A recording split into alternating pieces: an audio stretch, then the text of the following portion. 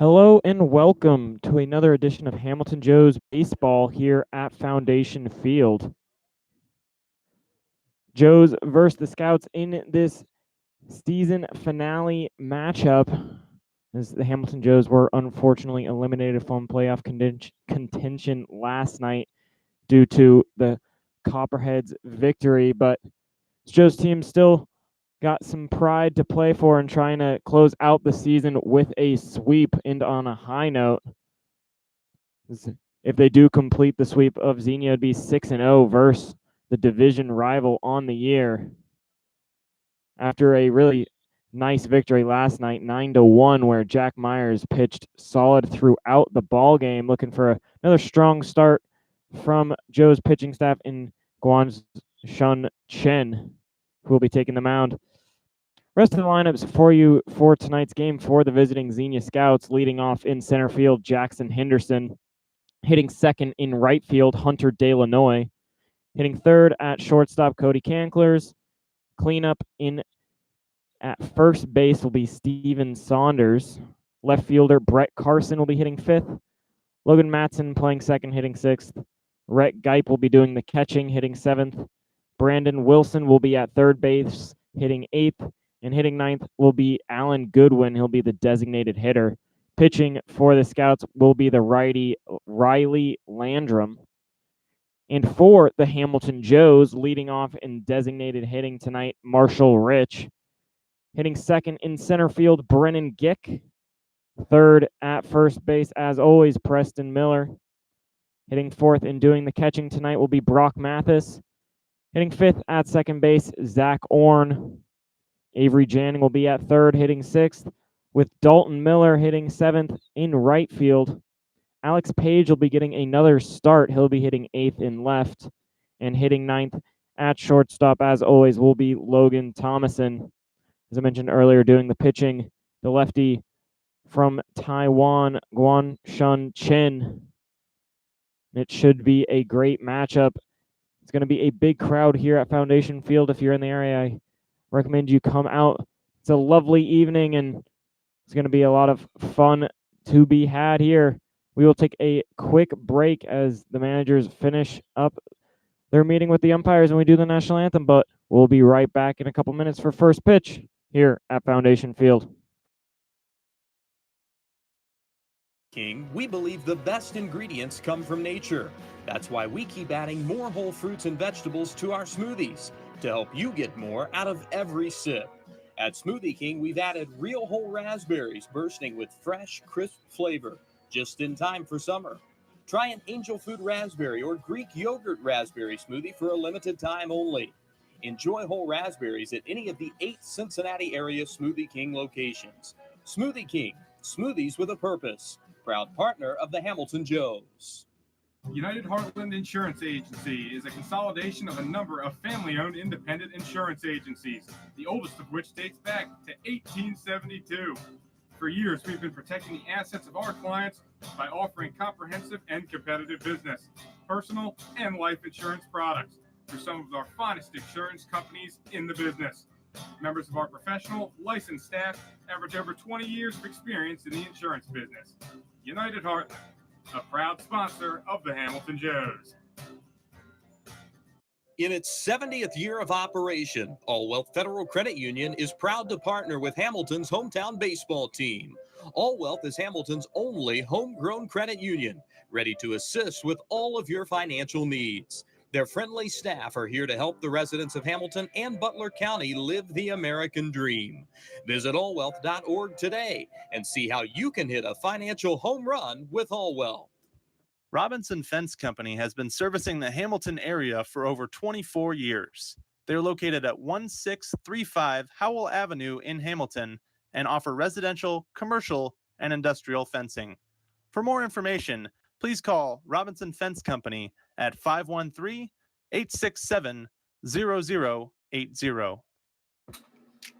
No matter what you're looking for in a gym, Planet Fitness has a membership option made for you. All Planet Fitness memberships enjoy unlimited access to their home club and the support of our friendly, knowledgeable staff anytime you need it.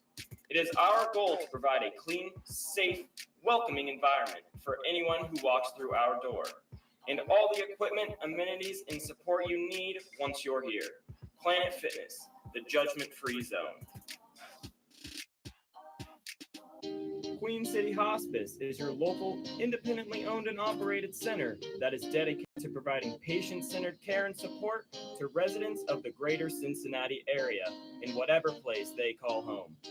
We understand that our staff is the most important aspect of our organization, and that is why we hire only the most qualified and compassionate individuals in the industry. This is why our care is second to none. Proud Hamilton Joes sponsor Miller Coors wants to remind you, whether you're watching the Joes at Foundation Field or catching the game on YouTube, to never compromise on taste. Reach for a Miller Lite, the light beer that's always brewed for more taste with only 96 calories and brewed right here in Ohio. Miller Lite, hold true. United Floor Fashions has a dedication to the kind of craftsmanship and attention to detail that has earned it a reputation for people and products that you can rely on year after year. United Floor Fashions, people you can trust, products you can rely on, prices you can afford, and installation that's unsurpassed. Though founded in just 2015, Aspen Roofing and Siding has firmly planted its name within the tri-state community. Our rapid growth is a direct reflection of our high standards and core values as they are implemented on and off the job site. A step above the rest is not just a slogan, but a way of life. We exist to protect and enhance your home, which is your most valuable investment. Customized vehicle and car wraps from Luxurious Wraps will have you zoom past your competition. From full color wraps and window graphics to magnetics and vinyl lettering, our team of professionals will work with you to determine the best and most cost-efficient solution to turn your company vehicle into a high-impact advertisement. Founded on family values, 4-Star Mechanical is dedicated to providing a seamless solution to your mechanical concept or crisis. Our staff is trained on the latest technologies and safety practices to ensure that every individual benefits from being part of the 4-Star Mechanical team. 4-Star Mechanical, a proud sponsor of your Hamilton Joes. Butler County Mental Health and Addiction Recovery Services. Back here right before first pitch on the Hamilton Joes Network will be Guan Shun Chen taking the mound for this season finale matchup.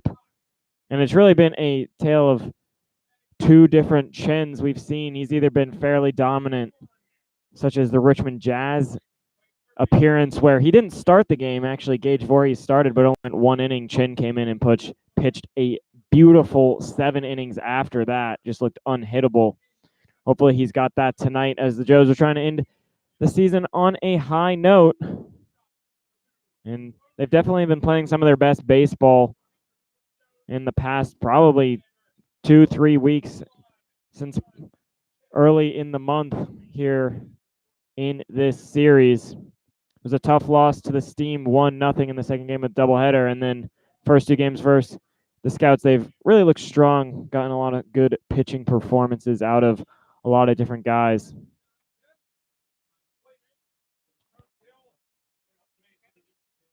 So leading off for the Scouts will be Jackson Henderson.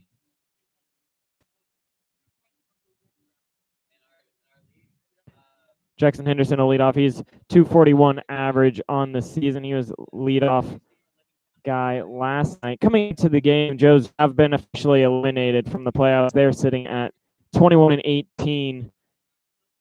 Copperheads sitting above them in third place. They're 23-17. And then the Settlers tied at the top of the division at 24-17. So playoff picture is going to be whoever wins that Steam Settlers game, they'll be guaranteed a spot in the playoffs. And then if the Copperheads win, they'll be in as well. If the Copperheads lose, it'll be the Steam and the Settlers. So that's what it'll look like from the south. And the north, it's Lima Locos and Muskegon Clippers. They've both clinched. But that is not to be focused on tonight. Tonight's all about just ending the season on a high note as Henderson's first pitch from Chen is a swung on and a great play from Chen. He's just kind of stabs the ball as hit right back to him for a quick out number one. Some quick glove speed there from Chen. Good awareness on the mound. Can't do much better than that. One pitch in, one out. Chen comes into the contest 30 and 2/3 innings pitched, 4.7 ERA, 30 strikeouts in those 30 and 2/3 innings. As Hunter Illinois comes to the plate with a .293 batting average, 1 home run, 27 RBIs. And he swings at the first pitch, and this one's foul down the first baseline.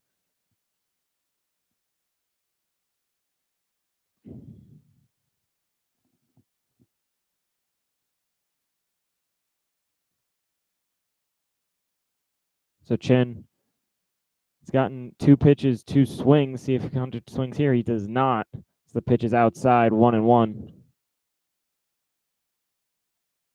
Interesting to see how long they give Chen tonight, even if he's pitching well or not. You're got some guys in the pen that you want to see one more time, get a couple more innings in. As this 1-1 pitch is popped up on the infield, Zach Orn will settle underneath and make the catch for out number 2. So 2 pretty weak contact hits and 2 quick outs for Chen.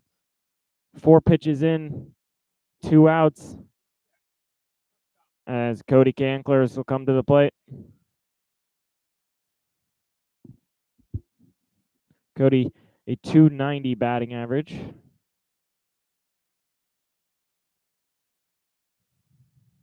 He's also a fairly good pitcher, 2.44 ERA, as he takes first pitch high ball 1. That's in 34 in a third innings pitch, so he's seen a lot of work. That 2.4 ERA.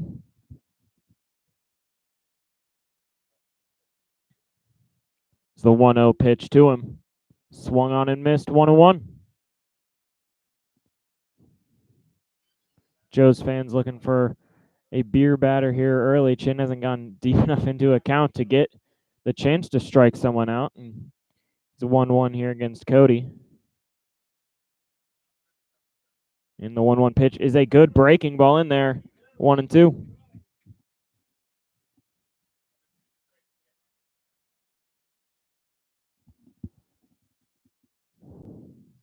So Chen leans in, shakes off a couple signs, and finally finds one he likes from Brock Mathis. And the 1-2 pitch, fastball, and it's hit into right field. Dalton Miller will set it underneath and make the catch. So it's an 8-pitch inning for Chen. Quick 1-2-3, just about a perfect start for the Joe's pitching staff. We'll go to the bottom of the first. Joe's bats look to get going early here at Foundation Field. In partnership with the community, is here to provide comprehensive recovery-oriented system of care and prevention. In addition, we continuously improve the quality of life of Butler County citizens through the support of addiction and mental health recovery services. Butler County Mental Health and Addiction Recovery, a proud sponsor of your Hamilton Joes. Bridgewater Falls offers guests a unique shopping experience with more than 30 shopping destinations, including Target, JCPenney, Ulta, Best Buy, Michaels, Dick's Sporting Goods, and many more. Bridgewater Falls also has a wide variety of delicious dining destinations, from burgers to pizza to sushi. Experience all the flavors of Bridgewater Falls. Bridgewater Falls is located just off the Butler County Veterans Highway, Ohio 129, at the corner of Princeton Road and Bypass 4. Come experience a great shopping, dining, and services in the heart of Fairfield Township, Ohio. Physicians at the Tri-Health Orthopedic and Sports Institute know that in Cincinnati, sports isn't just a way of life, it is life. We at Tri-Health are here to ensure you don't miss out on a single moment. We provide the care Cincinnatians need to keep doing what they love. So get out there and keep cheering, keep playing, and keep following your passion. Located conveniently. Back here on the Hamilton Joes Radio Network, Gary Weaver on the call for the season finale game between your Hamilton Joes and the visiting Xenia Scouts. So Riley Landrum has thrown his final warm-up pitches, and it'll be Marshall Rich to lead off. Landrum, 16 games. This is his first start of the year. 27 innings pitched. He's allowed 24 runs, 17 of them earned. It's good for a 4.4 ERA. Interesting to see him making his first start of the year in the last game of the year, but Scout's a little thin in the pitching staff as first pitch to Marshall Rich is in there, called strike one. Marshall looking to get the bat going here, get a couple knocks, get the average up in the final game. As for this pitch, he's swinging, and it's a ground ball to Cankler's at short. Throw onto first just in time. Good stretch by Saunders for out number one.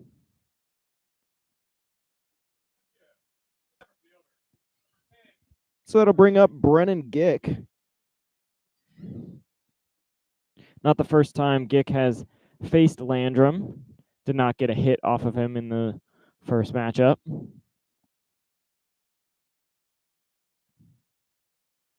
Brennan comes into tonight 283 average as he takes first pitch on the inside corner, strike one. Calling balls and strikes tonight is Tony Hill, and on the bases is Scott Wyckoff. They were the umpires from last night. They just switched roles as the 0-1 pitch is swung on a little half swing, but Brennan Gick unable to hold up, and he's down 0-2.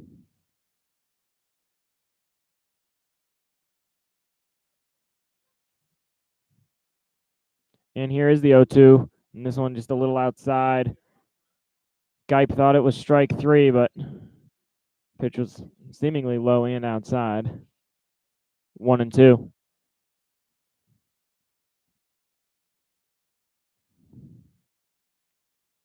And the 1-2 pitch just bounces in there, 2-2.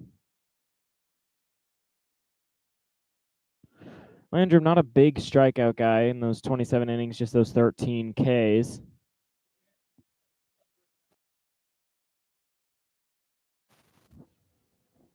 Got ahead of Brennan here, but it counts now even at 2. And 2-2 pitches hit pretty hard into right center field. This is a gapper. Brennan Gick is going to have himself an extra base hit. The throw comes in there and is cut off. So it'll be a 1-out stand-up double for Brennan Gick. And that will bring up Preston Miller. Preston's got that average up to over 300 again. He's actually sitting right at the 300 mark. He's really done a good job these past week and a half to climb it back over, as he had been struggling throughout the middle of the season. The first pitch to him here is swinging ground ball to the third baseman, Wilson. He'll fire onto first in another good stretch, and he is off the base. So it's an error by the third baseman, Wilson Jr., as the throw pulls Saunders off the bag. So it'll be 2 men aboard with 1 out after the error by Wilson Jr.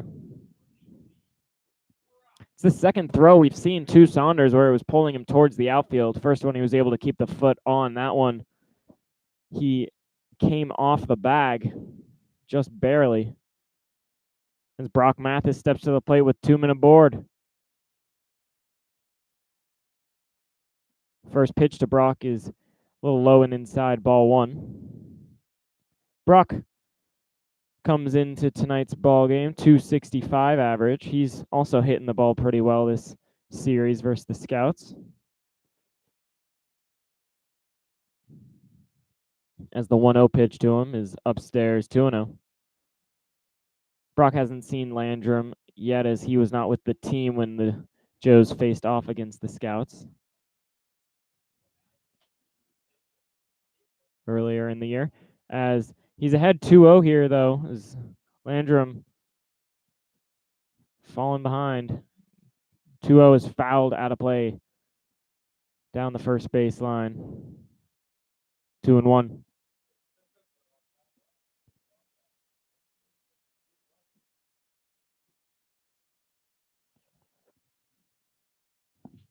2-1 count. Runners at second and first. That's Brennan Gick and Preston Miller.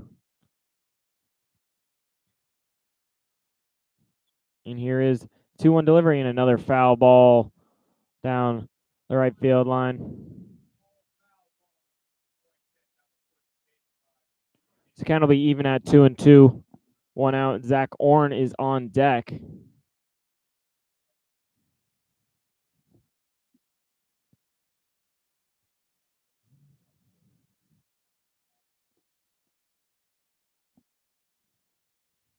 Landrum comes set. And 2-2 pitch. Swung at and fouled straight back. Brock swung at a high heater. Just got some lumber on it. Stay alive, 2-2.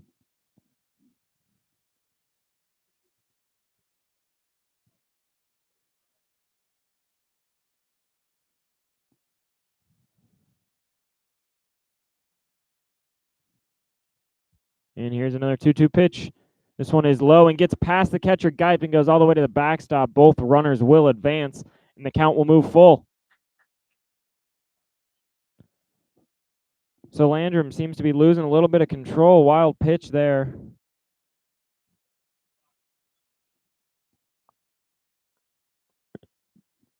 Brock Mathis has worked this count full. Brock, not a big walk guy, only 8 on the year. See if he can either draw his 9th here or get a base hit. As the 3-2 pitch is a bouncer right back to the pitcher. Both guys will have to stay at their respective bases as Brock is thrown out at first for out number 2. So it'll be up to Zach Orn. 2-minute scoring position and 2 outs. He'll need either a 2-out knock or perhaps another fastball wild pitch to score Brennan from third.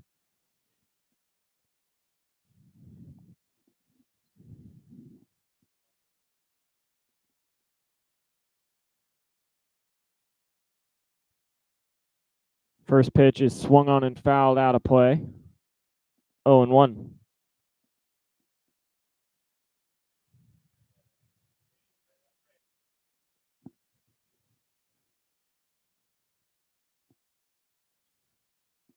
Orrin really been raking as of late, 313 average. The only guy in the lineup over 300 as he swings and misses 0-2. Only guy over 300 after Preston Miller grounded out in his first appearance. He did reach on that air, but it did drop the average a little bit. But Orrin's going to have to battle behind 0-2, 2 outs, 2 men on.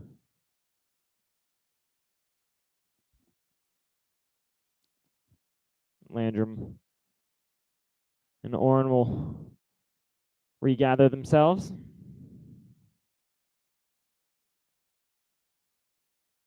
Landrum comes set. And the 0-2 pitch swung on and fouled. So Orrin will stay alive.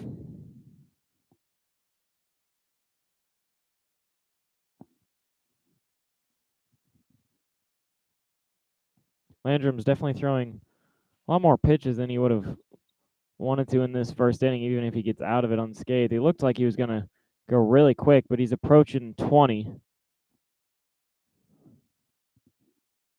As another 0-2 is hit into right center field. This ball is going to be a extra base hit, 2-run RBI, and Zach Orn is digging for third. He almost stumbled over himself, but he's going to be in there standing. Zach Orn, a 2-out, 2-run triple. That ball was absolutely tattooed into right center field for a big early lead for the Joes.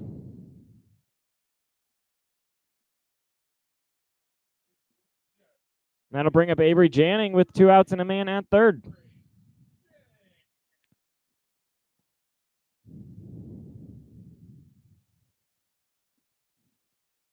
First pitch to Janning is in there on the inside corner at the knees. 0-1.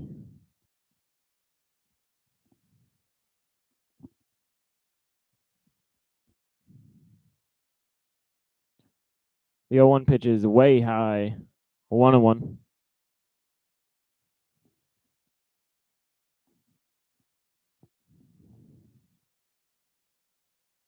For Janning, he's getting the bat going a little more as of late. 294 average as takes this pitch low. 2-1.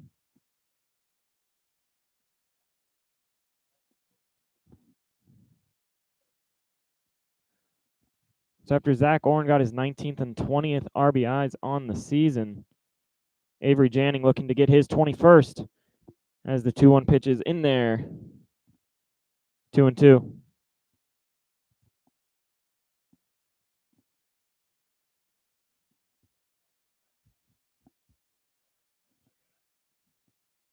Two pitch is low. And that'll work the count full. So Landrum really struggling here as starting to fall apart as the 3-2 is low as well. Ball 4. Borderline call does not go his way. And this inning will continue with Dalton Miller coming to the plate.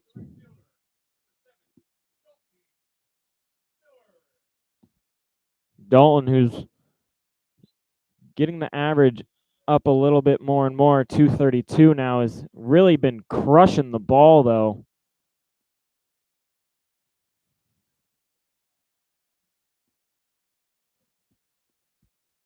It seems like every time he swings, it's squared up, whether it's caught or if it's a base hit.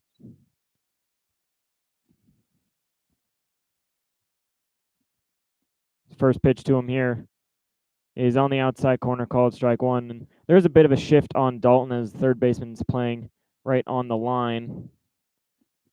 Shortstop's slid over a little bit. Center fielder is also shaded towards left as Dalton's a pull happy guy, but he goes the other way with this one. And that's an RBI for Dalton Miller. It's right where the second baseman probably should have been, but since he was shifted towards second, Dalton Miller just punched that one the other way. That may be his first opposite field base hit of the year. And it'll be an early mound visit for the Scouts as Landrum is struggling. Now at 26 pitches.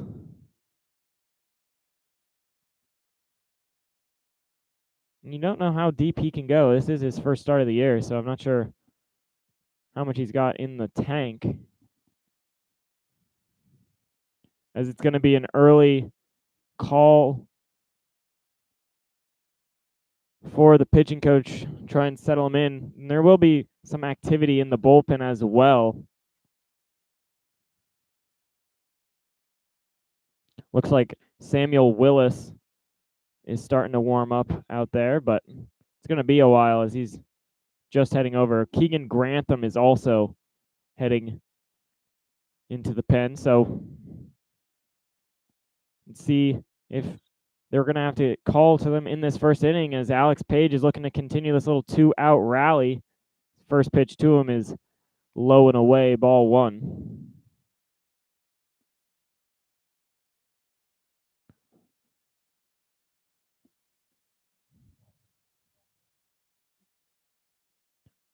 One 0 pitch is outside, 2-0.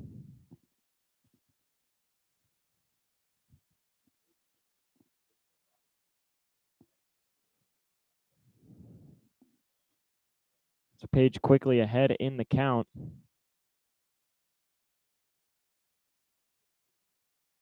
This one just outside. Guy tried to frame it, but did not get the call from home plate umpire Tony Hill.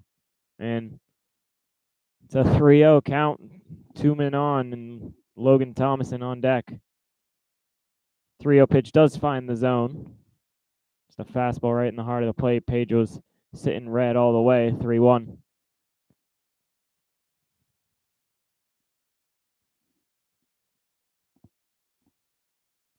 And the 3-1 pitch is swung on and hit high into center field.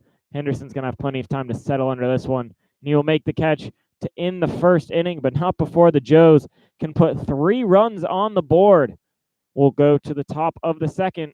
Joes lead by 3 here at Foundation Field. At 202 North 3rd Street. Neil's Famous Barbecue serves Hamilton's best Southern style barbecue. Coming to our downtown location Monday through Saturday, enjoy our award-winning all-purpose sauce. For groups of any size, we cater. Call us today at 513-737-2783. Neil's Barbecue, proud partner of your Hamilton Joes. At Pfefferly Tire and Automotive, our mission is to provide quick, reliable service at an affordable, low price to maximize customer service. We are committed to excellence in customer service as well as automotive services. We value our long-lasting relationships with our customers, employees, and our suppliers. By using the latest technology in the automotive service industry, there's rarely a problem we can't solve. We hold ourselves to the highest levels of honesty and integrity to earn and sustain your trust as a loyal customer. Family owned and operated since 1994. If you're looking for heating and cooling services or expertise in Hamilton, look no further than Carefree Heating and Cooling. Established in 2010, we are a knowledgeable and fully trained on a full range of HVAC products, maintenance, technology, you name it. We do professional quality work for everything we do, so you can enjoy a more comfortable home. We promise comfort you can count on. Carefree Heating and Cooling, a proud sponsor of your Hamilton Joes. Fort Hamilton Hospital is a full-service community hospital that continues to lead the way to back here at Foundation Field for the top of the second inning. Scouts went quietly 1-2-3 in the first, which seems like it was about an hour and a half ago, as bottom of the first really took a while for Landrum to get out of, but Chin is back on the mound looking to continue his strong stuff against leadoff hitter here, Steven Saunders, who swings and misses at the first pitch, strike one.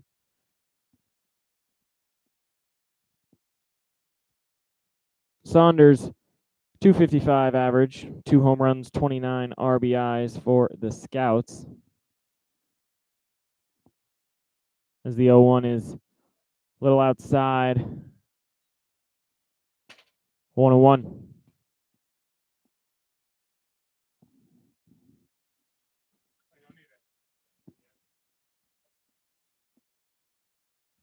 Chen comes set, and the 1-1 delivery. That one is in there for called strike 2. Chen worked that really quick 8-pitch inning, but did not get a strikeout in it. Looking for his first K of the night here versus Saunders. He's ahead 1-2, and this pitch is just foul tipped back to the backstop, so Saunders stays alive.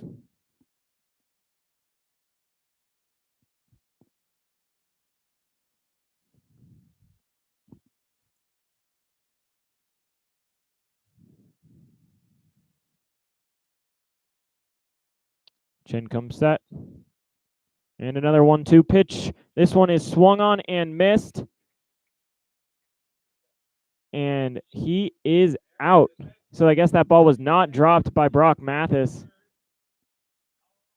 Or he was either not dropped or Brock applied the tag. Either way, we have our first K of the ball game.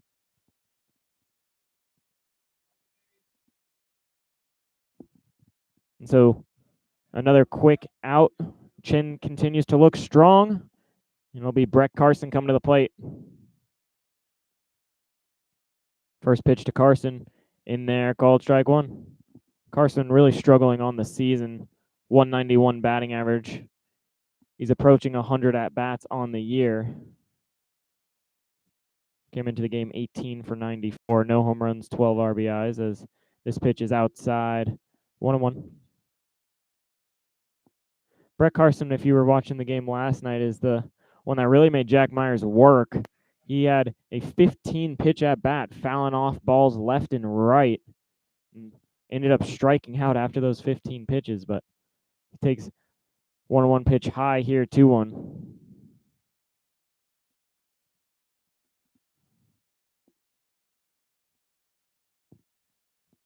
Chen hoping to get him quickly, as he is just barely thrown 15 pitches on the game, as that was pitch number 17 there, but it was low. So really the first batter, Chin's fallen behind 3-1. First time he's had more than one ball against a batter. See if he can fight back.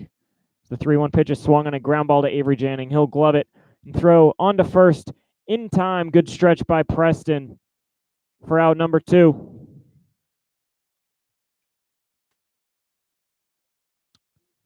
So that'll bring up Logan Matson here with no one on and 2 outs. Chin looking to make Landrum come out a lot quicker than I think he would have wanted to after that long first inning. As first pitch to Logan is swung on, and it's a soft ground ball to Janning. He charges, gloves it, on to first in time. Good play by Avery Janning. And it's another quick inning of work for Chen. So we will go to the bottom of the second. Joe's bats look to stay hot here at Foundation Field. Better health in the Butler County area, serving patients from Fairfield, Oxford, Cincinnati, and Middletown. We combine modern technology, highly skilled physicians with a friendly, caring staff. Fort Hamilton Hospital, serving you since 1929 and a proud sponsor of your Hamilton Joes. Come curious and leave inspired. The Fitton Center for Creative Arts isn't just a building, it's an experience. We are a nonprofit community arts organization that has been a part of the Hamilton community for over 20 years.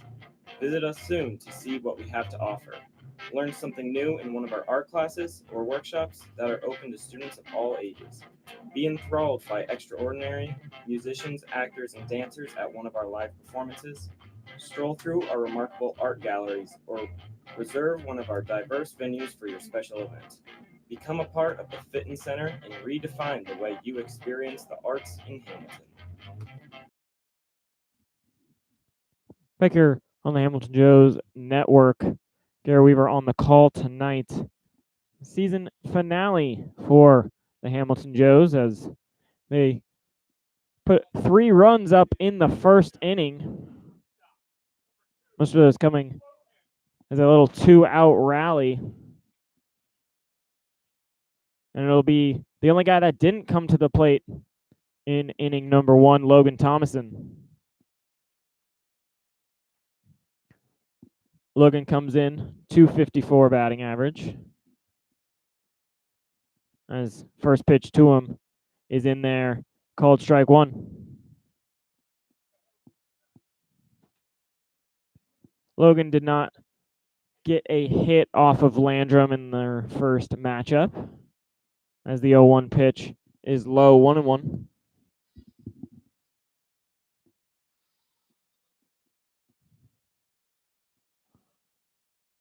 LT looking to get that average to around 260 if he gets a couple knocks in tonight's game for the season, as this one's hit hard right at the shortstop Cankler. So he'll field it on a short hop onto first in time.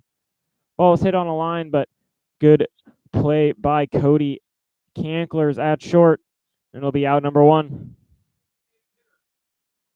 So that'll bring up Marshall Rich for his second at-bat of the game here in inning number 2. He's 0 for 1. He grounded out on the second pitch he saw to the shortstop, Cody Canklers. As first pitch to him in this at-bat is in there, called strike 1. Marshall's DHing tonight. Brock Mathis is doing the catching.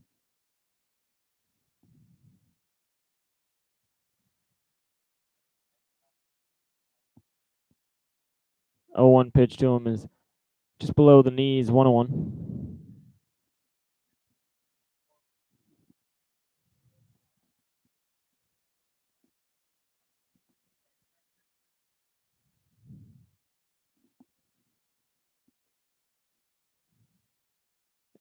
The 1-1 pitch bounces in there, 2-1. Marshall seeing a couple more pitches here from Landrum, trying to get him figured out, see his whole arsenal, really take that into future at-bats in this game. Even this at-bat here, as 2-1 pitch is up and in, 3-1.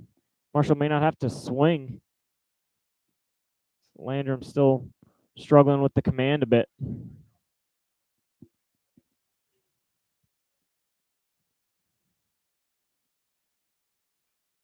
And here is the 3-1 pitch. Swung on and fouled, back out of play. Count will move full. So another Joe's batter working the pitch count up on Riley Landrum.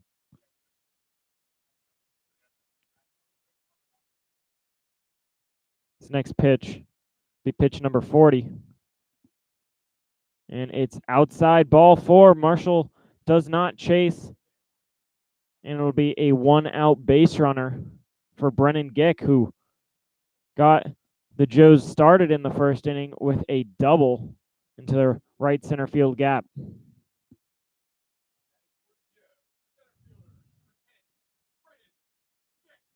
Brennan sitting right under 290. He's at 289 after that double. As Marshall takes off first pitch, it's a ball up and away. It's a perfect pitch to throw on, but the throw cannot be caught.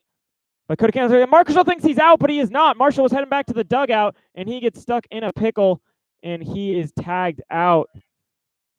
Marshall thought he was out at second base. And that's back-to-back nights where Joe's base runners have had a little mental error, a little mental mistake, as Preston Miller last night started heading back to the dugout thinking he was out at third. Marshall Rich thought he was out there at second, so he'll get credit for the stolen base, but it'll be the second out of the inning. This pitch misses to Brennan Gick.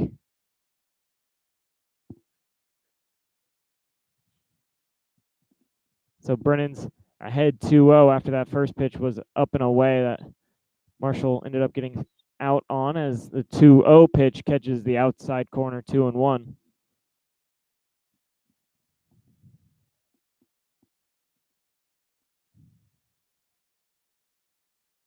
Two-one pitch. This one's a little low.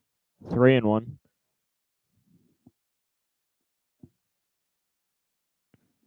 Brennan looking to work his 20th walk of the year. If he can draw one here.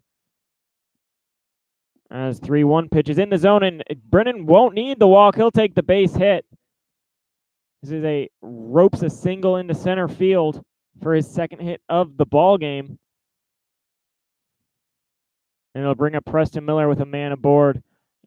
2 outs.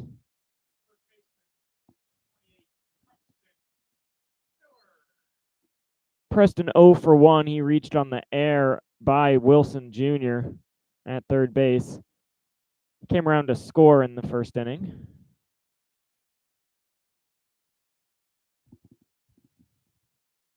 First pitch to him here. Catches the zone for called strike 1.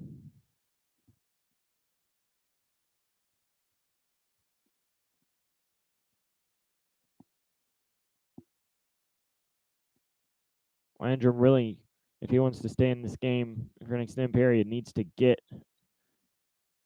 Preston, as this breaking ball misses 1-1.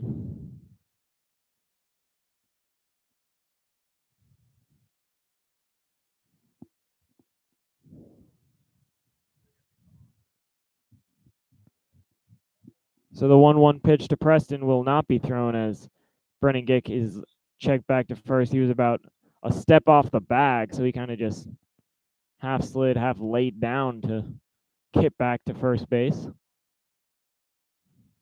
Not the quickest move from the righty Landrum. And here's the 1-1 pitch, and it's upstairs, 2-1.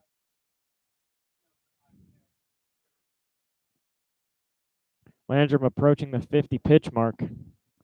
27 strikes, 21 balls thrown so far. As the 2-1 pitch is low and away, 3-1. So he falls behind second straight batter, 3-1. He's had 3 ball counts to all of his past 3 guys he's faced. He ended up walking Marshall, single to Brennan Gick, and then Preston Miller here.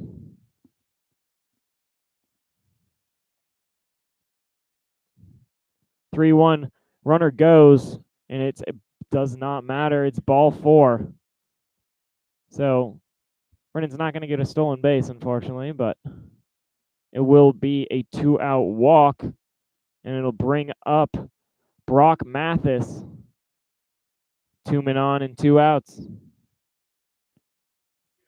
Brock grounded out back to Landrum in the first inning.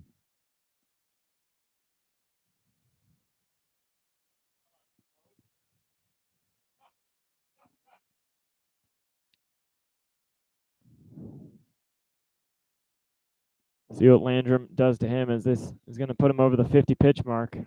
First pitch is upstairs, ball 1. Ball to strike ratio just seems to be getting worse and worse as the game progresses. Now 27 strikes to 24 balls thrown.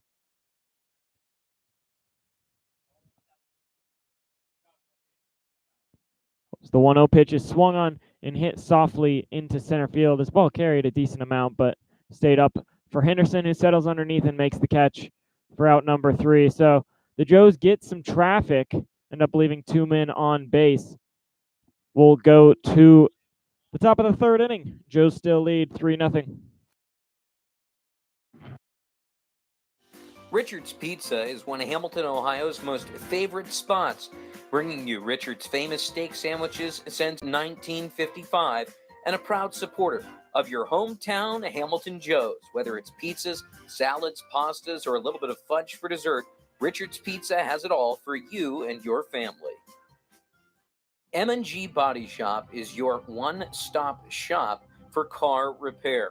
Woman-owned and family-operated collision repair center. They can be reached at 513-851-9056 or can be found online at mgbody.com. A proud sponsor of the Hamilton Joes. Your AAA store has moved to a new location in Hamilton. 2870 Yards Boulevard in Fairfield Township is your new home for all your travel, insurance, and attraction ticket needs. AAA has great member deals on everything you need for a great vacation. Visit AAA today in Fairfield Township to join America's largest motor club organization or online at AAA.com. The Greater Miami Valley YMCA. When communities get better, the world gets better. Discover how we positively impact the nation and how. Back here on the Hamilton Joes Network.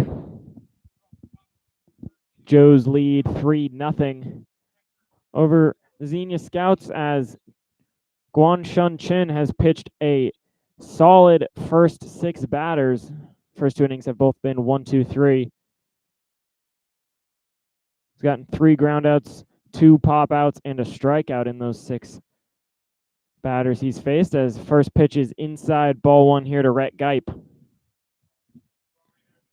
Geip comes in on the year, 193 batting average, 12 for 62.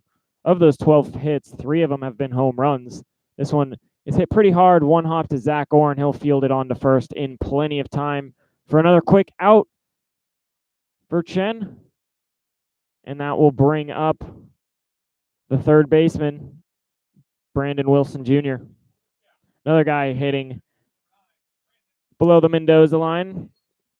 150 average on the year, and this is an everyday guy. This is his 121st at bat,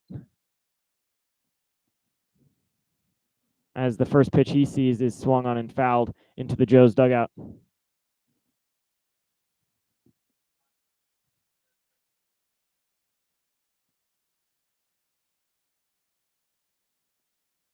So Chin ahead of the batter, 0-1.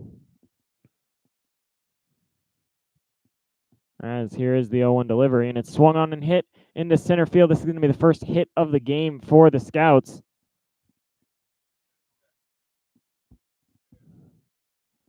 As Wilson Jr.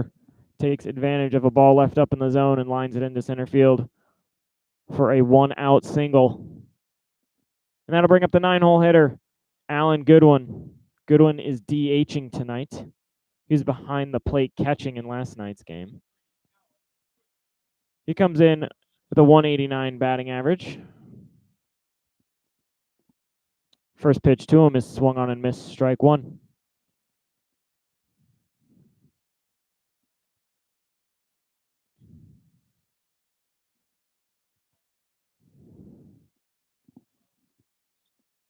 And the 0-1 pitch, this one is a little inside. Goodwin able to check his swing. 1-1.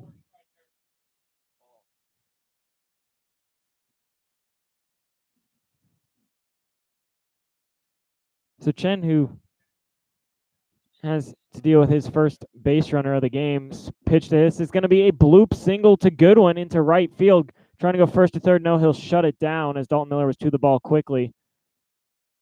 Wilson thought about going first to third, but ends up shutting it down at second. So it's back-to-back singles for two guys that had really been struggling at the bottom of the Scouts lineup. And it'll flip the lineup. Jackson Henderson will take his second at-bat of this game. He swung at the first pitch and grounded right back to Chin, who made a pretty nice play on the mound. Good reaction time from him to get the ground out. First pitch is way inside, and this catches Henderson. Looks like I might have caught him on the shin guard. As Chin out of the stretch is not as good as Chin in the windup, it appears tonight. Has loaded the bases with one out, and one of their best hitters, actually the guy with the best average on the team in the lineup right now, Hunter Delanoy, come to the plate.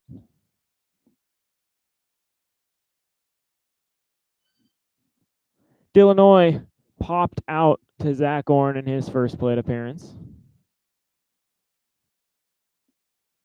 See if the lefty Chen can settle in a little bit here as he's getting himself in a bit of trouble.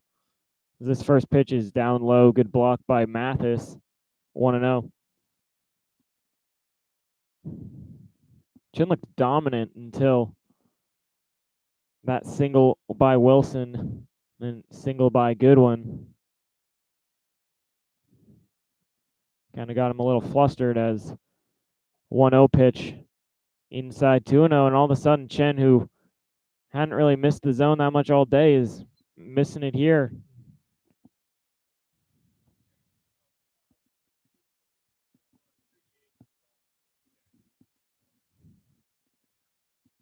So Delanoy ahead, 2-0. This pitch is way outside, 3-0. And the runner thinks he's going to score because he just thought that was ball 4. And, oh, nope, they end up calling a balk on Chen. So that pitch won't count. So they call a balk on Chen. And so the pitch won't count, so it'll be 2-0. The second time we've seen a balk all year, and it's in back-to-back games. As the 2-0 pitch again misses, so it's 3-0 again.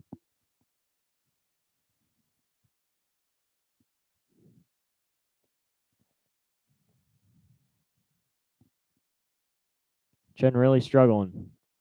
Trying not to reload the bases after one run has come around to score on that balk.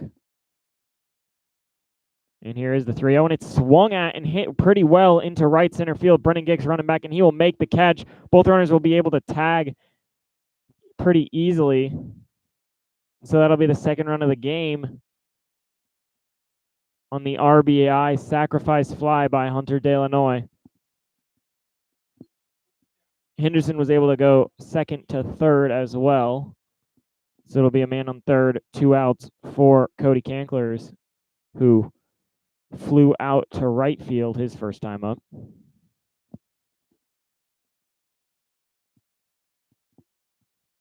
First pitch to him here is big swing and a miss on a ball low and away for strike 1.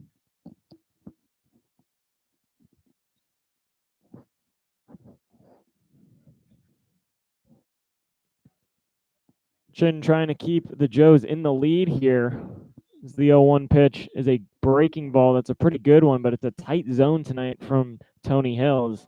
He does not give the call. 1-1.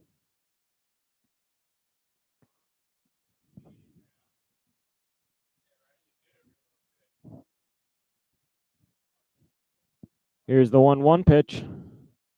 It's a good one. Swung on and missed. Back to the fastball there. 1-2.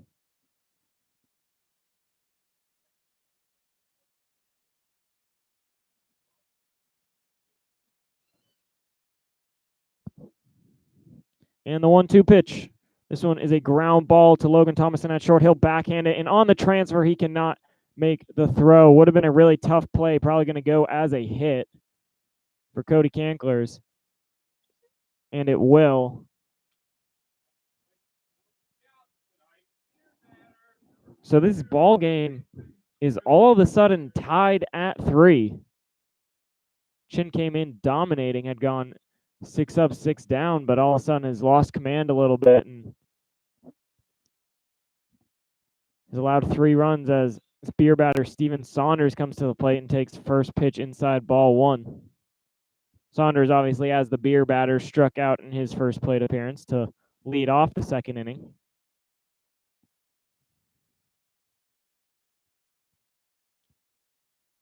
This pitch is in there, called strike 1-1.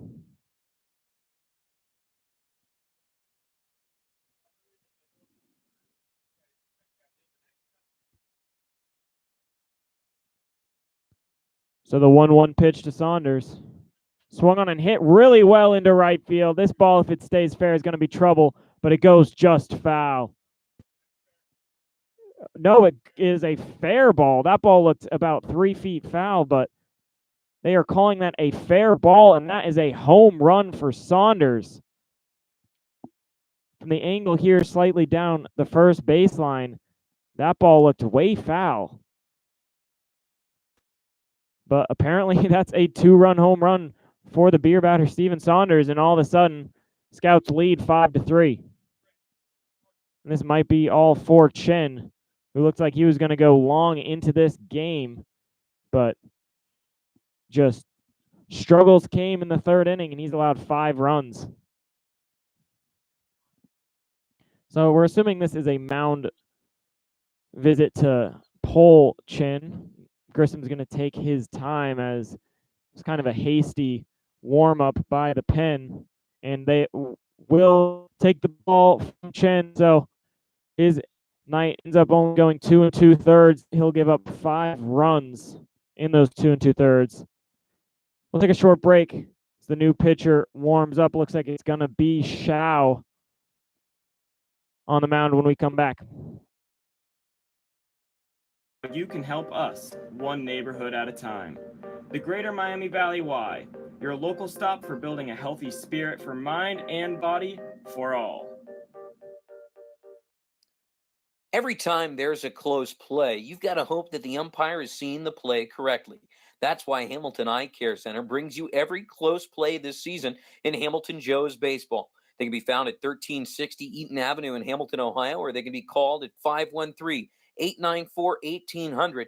They can help you see the difference so that you don't miss the call on any close play. At Brown Dawson Flick Funeral Home, we don't just care for the recently departed. We serve those who held them most dearly. Our families have known since 1935 that they can count on our honest and respectful staff to provide only the highest level of service. The kind of service that you can't get just anywhere these days. We invite you to explore our site to learn more about Brown Dawson Flick Funeral Home at browndawsonflick.com, a proud sponsor of your Hamilton Joes. Your shirts, pants, sweaters, dresses, and anything else that is launderable is handled with care at the dry cleaning shop. Choose us, and your whites will remain white and your colors vibrant, without you needing to do any of the work. You can rely on us to help you look professional at the office or great for your night on the town. Have items that you need altered? We can take care of that too. Visit one of our 3 locations in Hamilton, Westchester, or Cincinnati to handle all of your laundry needs. Pate Appliance Services. Back here on the Hamilton Joes Network, Gary Weaver on the call tonight as pitching change has been made, and it will be the right-hander Yi Sheng Shao taking the mound as Chen all of a sudden just 0 to 60 kind of blew up. Ends up going 2 2/3, allows 5 runs on 4 hits rather. There's 2 outs here, and first pitch swung on and fouled by Brett Carson. Chen just was not able to get himself out of that third inning. Really struggled with the command, but it's one of the most reliable guys in the Joe's bullpen. In Shao, he comes in 18 innings pitched, only 1 run allowed, good for a .5 ERA. As this breaking ball misses, 1-1.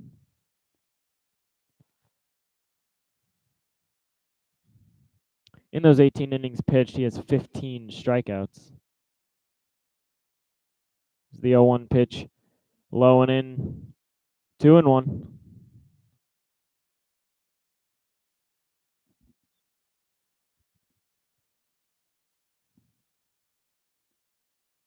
Carson grounded out his first time as the 2-1 pitch is fouled out of play, 2-2.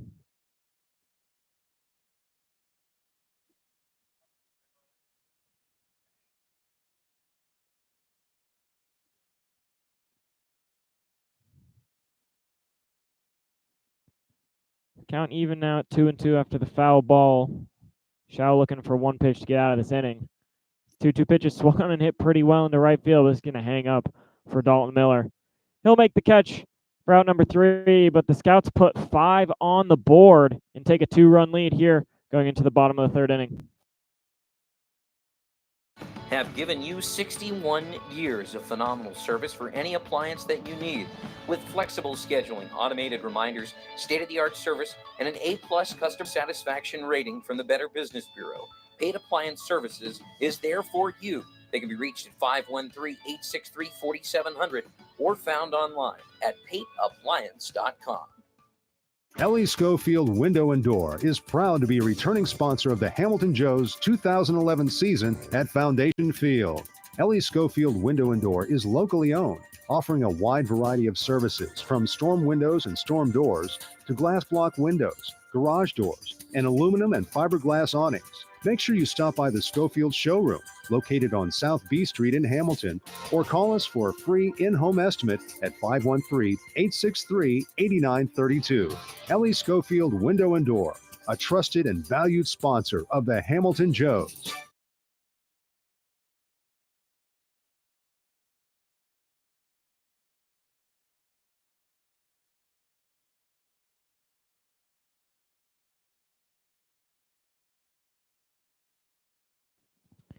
Back here on the Hamilton Joes network, as Riley Landrum will stay on the mound here now with a lead in line for the win.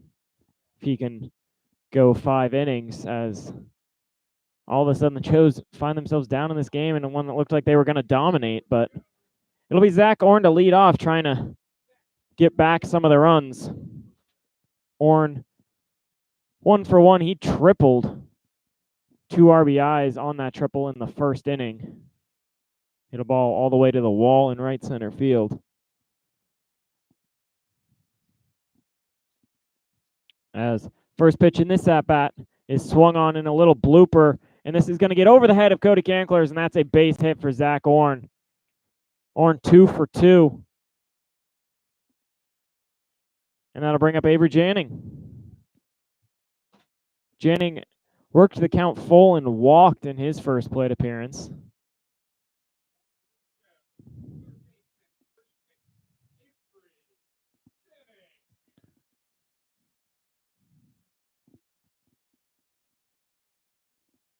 So Avery looking to advance Orn at least. As first pitch, he's swinging. It's a ground ball to the third baseman, Wilson. He'll go on to second for 1. On to first in time for the double play. So that's exactly what you could not have happen. And Joes have 2 turned against them. And it'll be Dalton Miller with no one aboard and 2 outs. After seeing 6 pitches in that first at-bat, Janning swinging at the first pitch there. So it'll be Dalton Miller. He's 1 for 1 with a single and an RBI tonight, as he swings at the first pitch, and it's a ground ball to the second baseman, Logan Matson. On to first in time for out number 3. So the Joes get a base hit, but go very quickly in the bottom of the 3rd. We'll go to the 4th. Joes trail by 2. Proud Hamilton Joes sponsor Miller Coors wants to remind you, whether you're watching the Joes at Foundation Field or catching the game on YouTube, to never compromise on taste. Reach for a Miller Lite, the light beer that's always brewed for more taste with only 96 calories and brewed right here in Ohio. Miller Lite, hold true. No matter what you're looking for in a gym, Planet Fitness has a membership option made for you. All Planet Fitness memberships enjoy unlimited access to their home club and the support of our friendly, knowledgeable staff anytime you need it. It is our goal to provide a clean, safe, welcoming environment for anyone who walks through our door, and all the equipment, amenities, and support you need once you're here. Planet Fitness, the judgment-free zone. Your AAA store has moved to a new location in Hamilton. 2870 Menards Boulevard in Fairfield Township is your new home for all your travel, insurance, and attraction ticket needs. AAA has great member deals on everything you need for a great Back here on Hamilton News Network. Sheng Xiao will stay on the mound. He got the final out in the third inning. He'll be facing Logan Matson to lead off here in the fourth. Logan 0 for 1. He grounded out in his first at-bat. That was a ground out to Avery Janning to end the second inning. He was the only guy not to come to the plate in the third. As the first pitch to him here is low, ball one.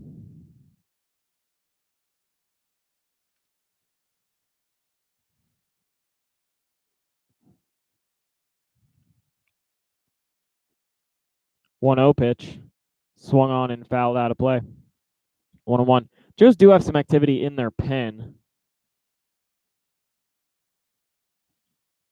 Looks like it's Wyatt Jefferson slowly warming up, but it's going to be Xiao for as long as they can get him to go.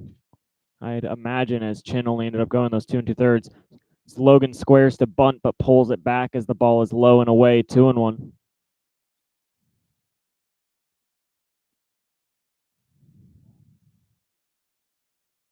And here is the 2-1 pitch. It's a fastball fouled out of play.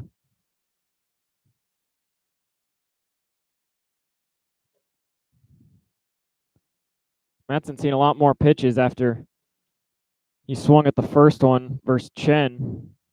It's not the first time he's seen Xiao either. He's 1 for 1 against him as this 2-2 pitch is swung on and missed. Brock will have to complete the strikeout at first, and he will for out number 1.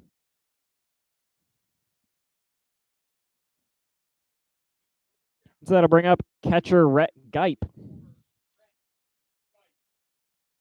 Rhett led off that big third inning for the Scouts with a ground out to Zach Orn. It's really the bottom of the lineup that got them going in the 8 and 9 hitters for the Scouts, and they're going to be up next. So first pitch swinging is a shallow fly into center field, and Brennan Giff's going to have to play it on a hop. So it'll be a 1-out base hit for Gipe.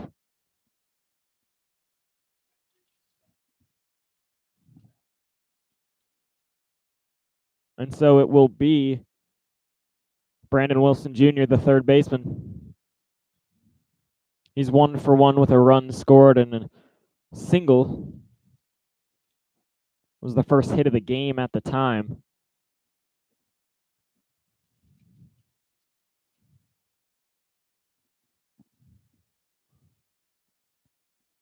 First pitch to him here is a liner to Logan Thomason, who catches it on to first. Double play. Inning over. Great job by Logan Thomason fielding that ball on a line drive. Gipe got a little aggressive. Not a good read by him and was doubled up at first. So gives up the base hit, but no damage is done. We'll go to the bottom of the fourth inning. Joes trail by 2. great vacation. Visit AAA today in Fairfield Township to join America's largest motor club organization or online at AAA.com. Though founded in just 2015, Aspen Roofing and Siding has firmly planted its name within the tri-state community. Our rapid growth is a direct reflection of our high standards and core values as they are implemented on and off the job site. A step above the rest is not just a slogan, but a way of life. We exist to protect and enhance your home, which is your most valuable investment. Founded on family values, 4-Star Mechanical is dedicated to providing a seamless solution to your mechanical concept or crisis. Our staff is trained on the latest technologies and safety practices to ensure that every individual benefits from being part of the 4-Star Mechanical team. 4-Star Mechanical, a proud sponsor of your Hamilton Joes. Located conveniently at 2.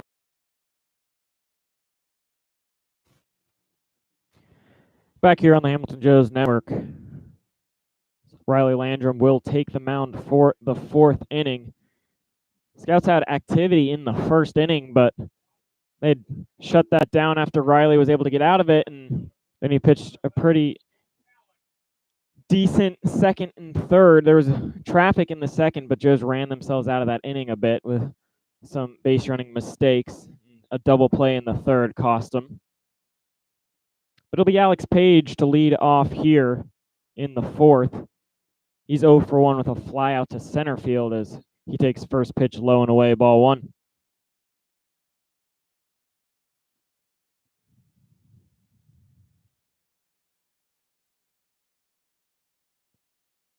The 1-0 pitch to him is weak foul ball. 1-1.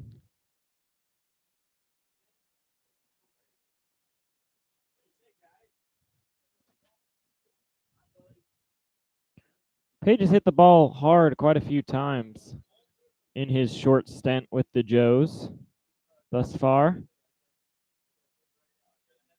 As the 1-1 pitch is outside, 2-1. Worked a 3-ball count in that first plate appearance. It was a 3-1 pitch that he hit into center field. As the 2-1 here is swung at and just foul down the third base line. Almost pulled that one past Wilson. They stayed fair, would have been extra bases.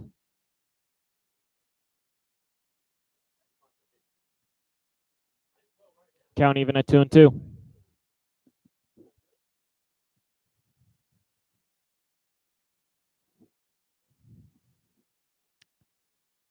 Two pitches inside. Count now full. Landrum still not finding the zone all that consistently. He's 60 pitches in, 33 strikes, 27 balls. As payoff pitch is way outside, ball 4. So it's another walk for Riley Landrum, and Joes have a lead off man aboard for the 3rd straight inning.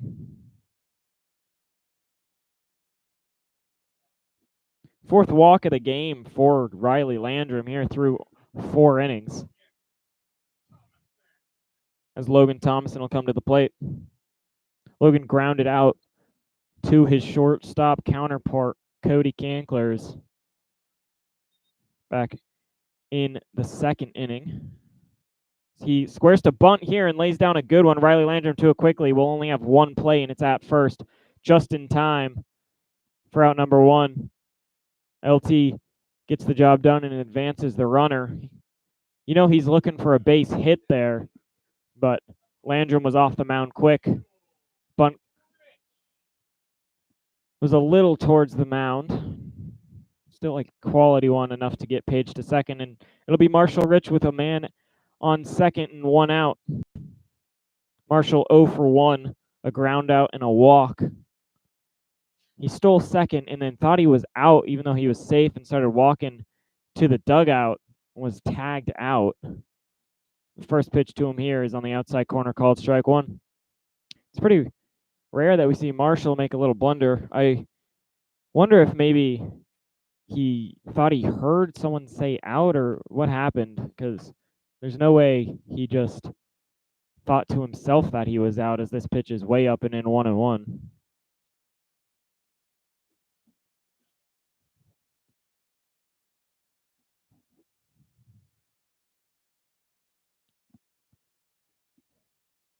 Scouts are getting a little activity back up in their bullpen.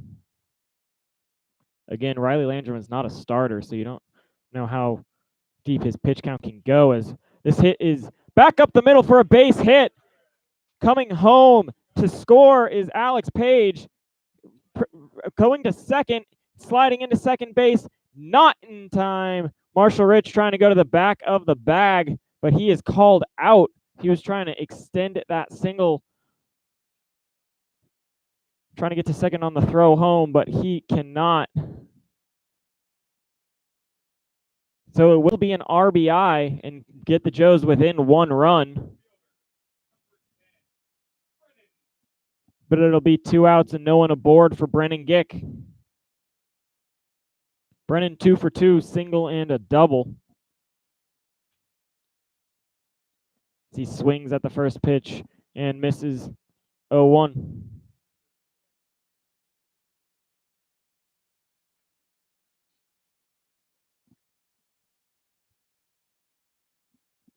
The 0-1 pitch is a pretty good one on the outside corner, 0-2.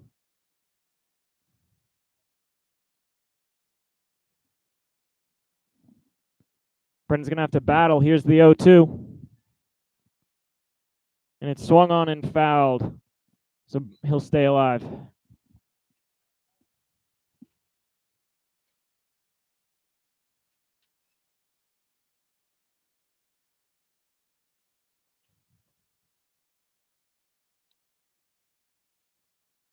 So here's another 0-2 pitch, and this one's in the dirt. Couldn't get the chase from Gick. 1-2.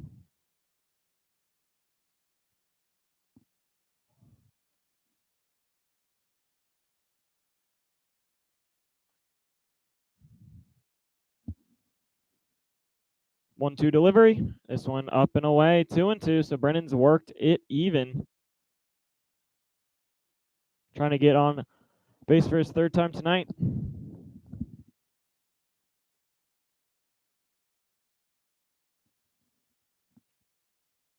And here is 2-2 pitch. Swung on and hit pretty well into deep right center field.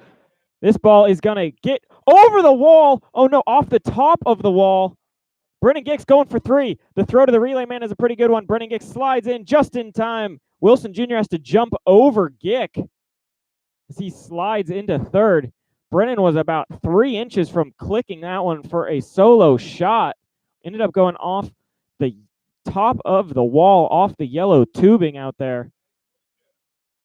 And it's the 2nd triple of the game for the Joes. And Brennan Gick now a home run away from the cycle.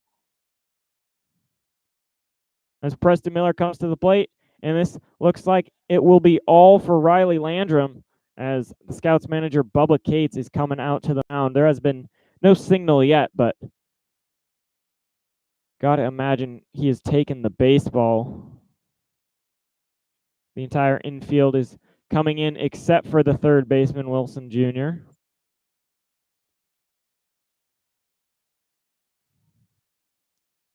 Still no signal, and he's going to stick with him. So they are sticking with Riley Landrum.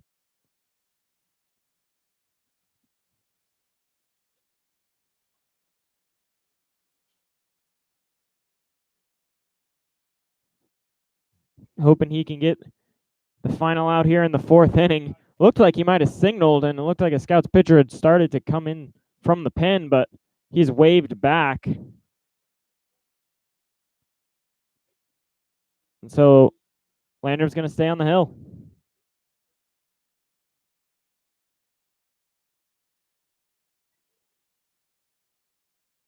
Started the 2nd mound visit from a Scouts either pitching coach or manager that was not pulled. I believe you only get 3 a game if you're not pulling the pitcher. But it's going to be Preston Miller. First pitch to him. It's low, ball 1. Preston's 0 for 1, but he's reached base both times. He's walked once and then reached on an air on that ground ball to 3rd he hit in the 1st inning. He's got a chance to tie up this game with a runner on 3rd as 1-0 pitch is low and in, 2-0.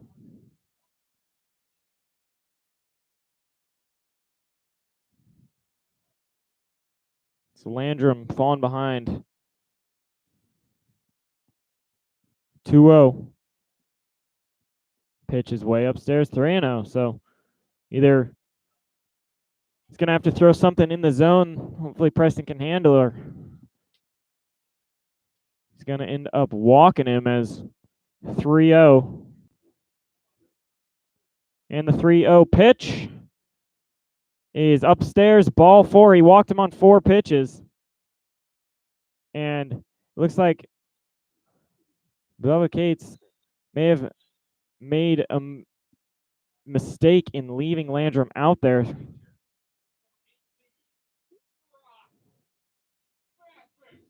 But it looks like he might be making the mistake again, as he's not going to pull Landrum as Brock Mathis comes to the plate. Give Landrum credit in this at bat. Brock Mathis is 0 for 2 against him, as first pitch is up and in, ball 1. Mathis grounded out right back to him in the first inning and then flew out to center field in the second.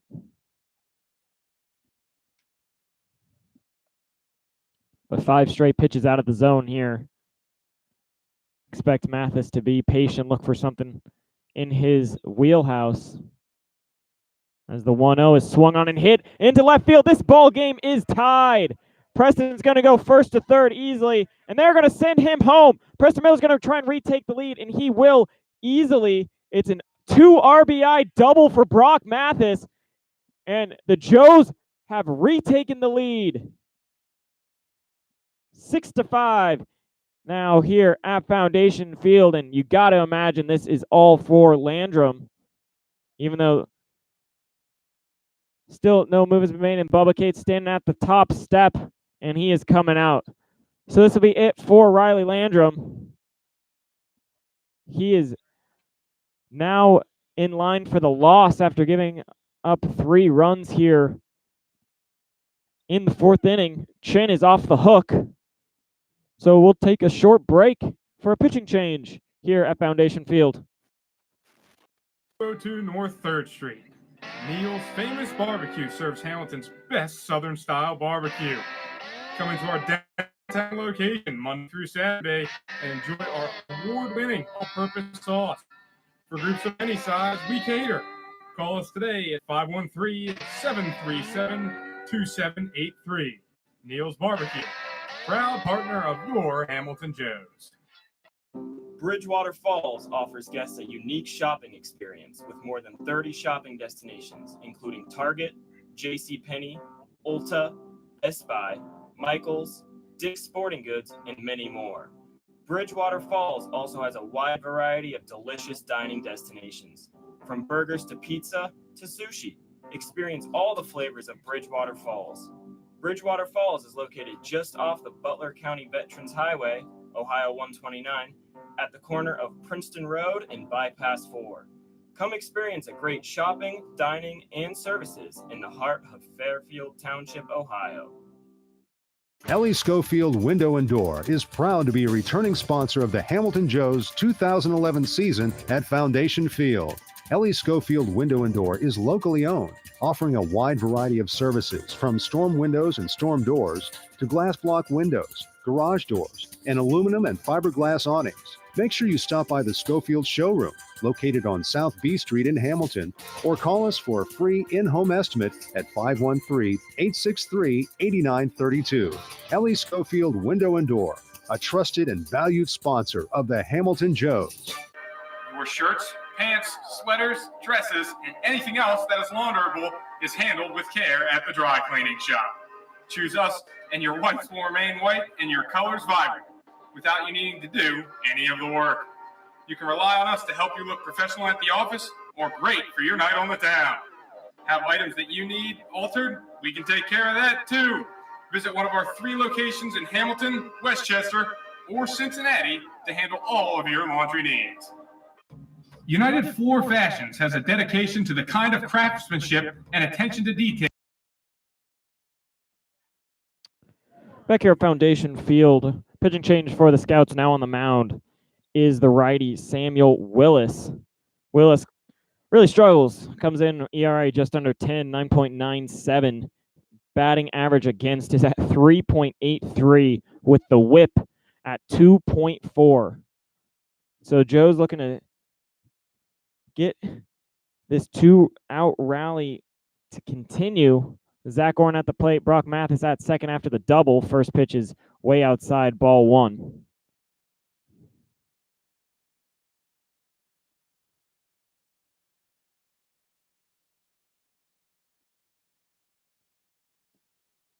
For Orn, he's tripled and singled 2 for 2 in tonight's ball game.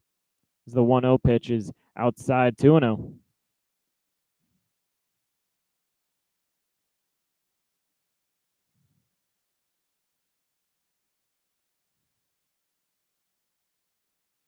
Orn will dig back in, head now in the count.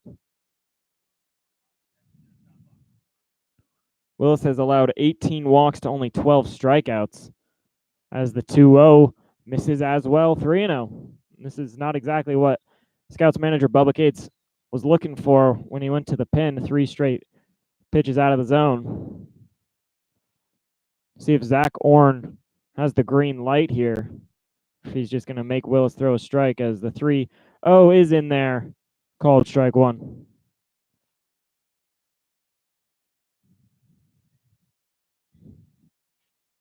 Avery Janning is on deck, hoping to hit here in the bottom of the 4th if Orn can extend the inning. Orn's the 7th guy to come to the plate in the inning, as the 3-0 is outside, ball 4. So Orn draws a walk.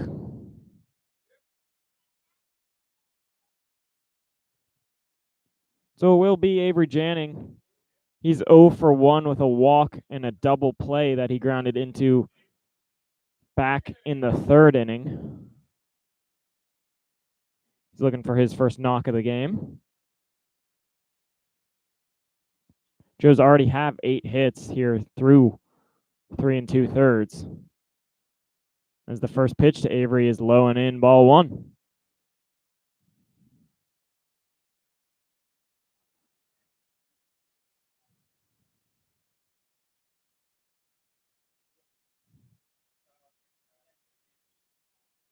Brock Mathis dancing around at second as the 1-0 pitch is up and in, 2-0. So Willis really struggling to find the zone, down 2-0 here to Avery Janning.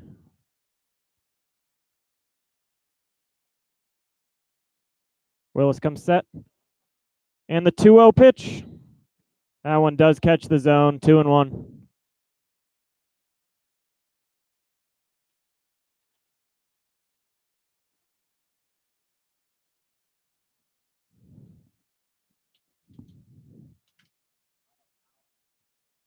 And here is the 2-1 pitch, but time was called and granted.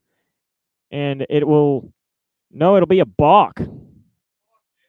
Another balk. This umpiring crew really loves the balks, as the only balks we have seen have been from these 2 guys the past 2 games, and there's been 3 of them. So not sure what happened there.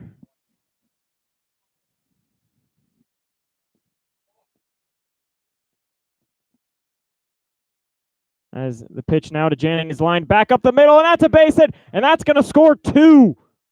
Avery Janning with a 2 RBI single, and after the balk proves costly, 2 more Joes come to score. They take an 8-5 lead here in the bottom of the 4th inning.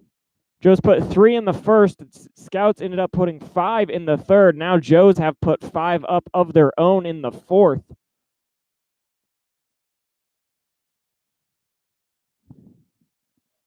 And it'll be the 9th man to hit in the inning, Dalton Miller.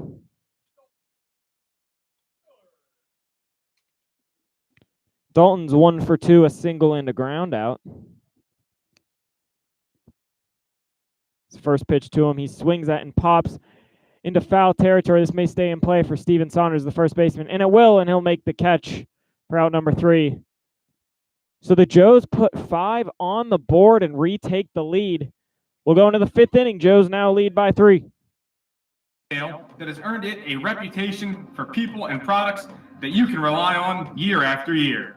United Floor Fashions. People you can trust, products you can rely on, prices you can afford, and installation that's unsurpassed. If you're looking for heating and cooling services or expertise in Hamilton, look no further than Carefree Heating and Cooling. Established in 2010, we are a knowledgeable and fully trained on a full range of HVAC products, maintenance, technology, you name it. We do professional quality work for everything we do, so you can enjoy a more comfortable home. We promise comfort you can count on. Carefree Heating and Cooling, a proud sponsor of your Hamilton Joes. Richard's Pizza is one of Hamilton, Ohio's most favorite spots, bringing you Richard's famous steak sandwiches since 1955 and a proud supporter of your hometown Hamilton Joes. Whether it's pizzas, salads, pastas, or a little bit of fudge for dessert, Richard's Pizza has it all for you and your family. Customized vehicle and car wraps from Luxurious Wrap.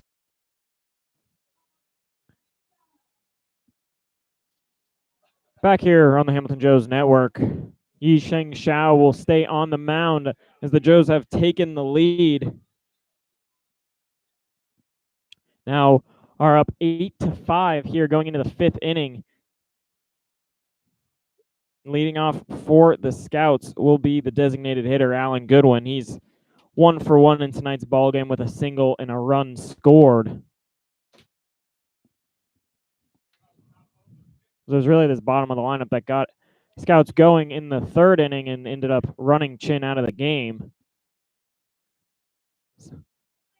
Time is called before the first pitch is thrown.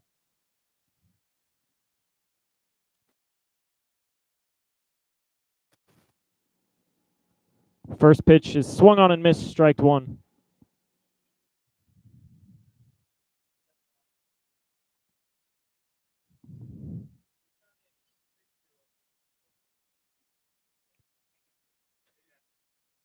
Xiao comes set. Here's the 0-1 pitch. A breaking ball swung at and hit right on the line to Logan Thomason, who makes the catch for out number one.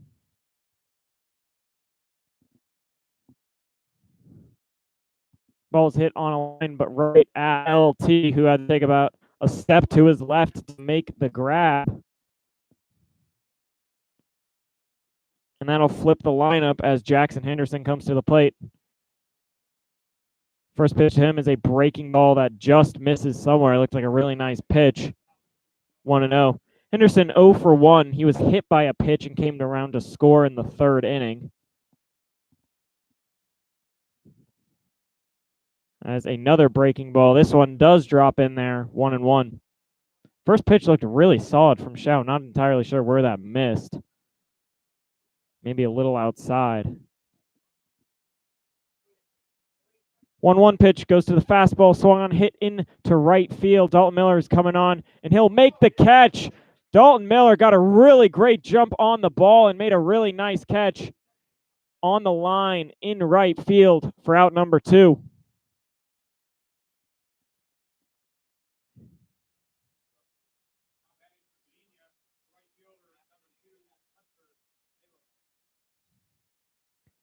So that'll bring up Hunter Delanoy. Delanoy is 0 for 2, or 0 for 1 rather. Popped up to Zach Orn in the first inning, then had a sacrifice fly back in the third.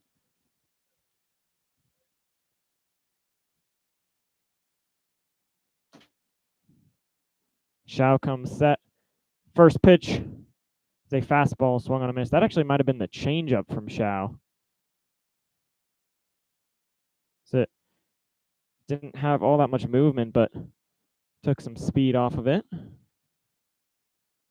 Haven't seen too many of those, as the 0-1 pitch is a really good one on the inside part of the plate, 0-2. So Xiao trying to work a really quick inning. He's been very efficient since he was called upon after was helped a lot by the double play to end the fifth inning, or the fourth inning rather, but this pitch is inside 1-2. Still looking to get a 1-2-3 here in the fifth. He's only thrown 20 pitches. Here's the 21st, and it's a line drive to Preston Miller, who pops it up and throws on to first, and that is in time. Preston Miller able to recover. He kind of popped the ball up. It was a hot shot right to him, went off the glove in the air. Shao was covering the bag, and Preston recovered and threw on to first in time. So it ends up being a 1-2-3 inning. Great play by Preston Miller and Shao. We'll go to the bottom of the fifth. Joe's lead by 3. Apps will have you zooming past your competition. From full color wraps and window graphics to magnetics and vinyl lettering. Our team of professionals will work with you to determine the best and most cost-efficient solution to turn your company vehicle into a high-impact advertisement. Robinson Fence Company has been servicing the Hamilton area for over 24 years. They're located at 1635 Howell Avenue in Hamilton and offer residential, commercial, and industrial fencing. For more information, please call Robinson Fence Company at 513-867-0080. At Brown Dawson Flick Funeral Home, we don't just care for the recently departed. We serve those who held them most dearly. Our families have known since 1935 that they can count on our honest and respectful staff to provide only the highest level of service. The kind of service that you can't get just anywhere these days. We invite you to explore our site to learn more about Brown Dawson Flick Funeral Home at browndawsonflick.com, a proud sponsor of your Hamilton Joes. In its 70th year of operation, All Wealth Federal Credit Union is proud to partner with Hamilton's hometown baseball team. Back here on the Hamilton Joes Network, new pitcher for the Scouts. It'll be Jackson Henderson. He was in center field. He'll come in to pitch. Then sliding from left to center to replace Henderson's spot will be Brett Carson, and coming into the game in left field will be the pitcher that we saw earlier in this series, Garrett DeClue. He pitched last night. He'll be out there in left.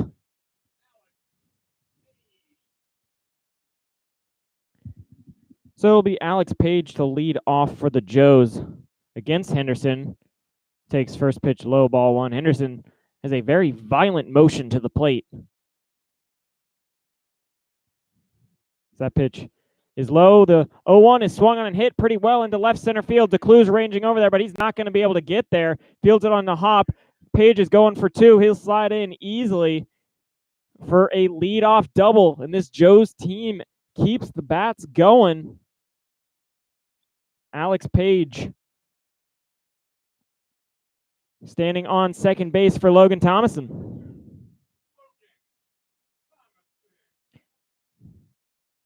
Page actually led off the 4th inning with a walk. Led off here in the 5th as the Joes had 9 guys come to the plate in the 4th. Pitch to LT is outside, ball 1.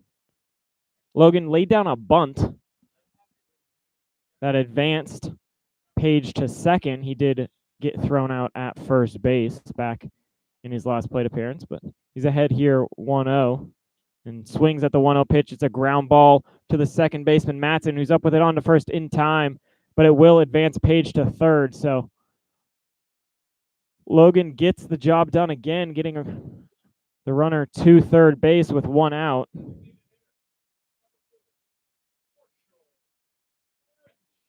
So to bring up Marshall Rich, 1 out, runner at third. Marshall had an RBI single in the 4th inning. He's 1 for 2 with a walk. First pitch he sees is in there, called strike 1.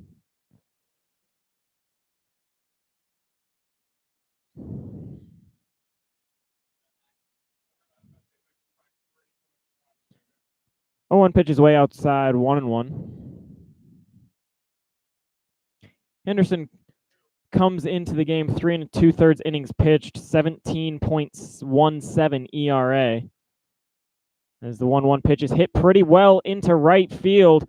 Hunter DeLanoy will make the catch. Alex Page is going to tag from third, and he will score easily. And that is exactly how you draw up getting a run in this situation. Double, You advance him to third on a ground ball, and then you get a sacrifice fly.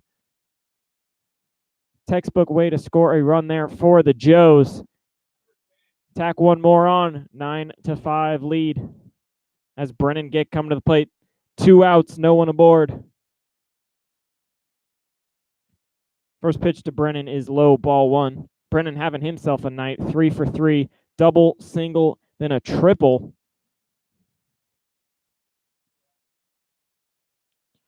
This 1-0 pitches away, 2-0. Be pretty good time for his 4th home run of the year. Be a nice way to cap off the season if he would be able to do it. As the 2-0 pitch is low, 3-0, and unfortunately he's just not getting anything he can hit because nothing's in the zone. And here's the 3-0, and he swings, and this may not be a home run, but it's a line drive, and it's end up going to be caught by Garrett DeClue. So Brennan Gick has been up to the plate 4 times and has hit the ball hard all 4. That one, unfortunately, ends in the glove of the left fielder DeClue. And it will end the inning, but not before the Joes put one more on the board. We'll go to the 6th. Joes lead 9-5. All Wealth is Hamilton's only homegrown credit union, ready to assist with all of your financial needs. Their friendly staff are here to help the residents of Hamilton and Butler County live the American dream. Visit allwealth.org today and see how you can hit a financial home run with All Wealth. Physicians at the Tri-Health Orthopedic and Sports Institute know that in Cincinnati, sports isn't just a way of life, it is life. We at Tri-Health are here to ensure you don't miss out on a single moment. We provide the care Cincinnatians need to keep doing what they love. So get out there and keep cheering, keep playing, and keep following your passion. Every time there's a close play, you've got to hope that the umpire is seeing the play correctly. That's why Hamilton Eye Care Center brings you every close play this season in Hamilton Joes baseball. They can be found at 1360 Eaton Avenue in Hamilton, Ohio, or they can be called at 513-894-1800. They can help you see the difference so that you don't miss the call on any close play. Queen City Hospice is your local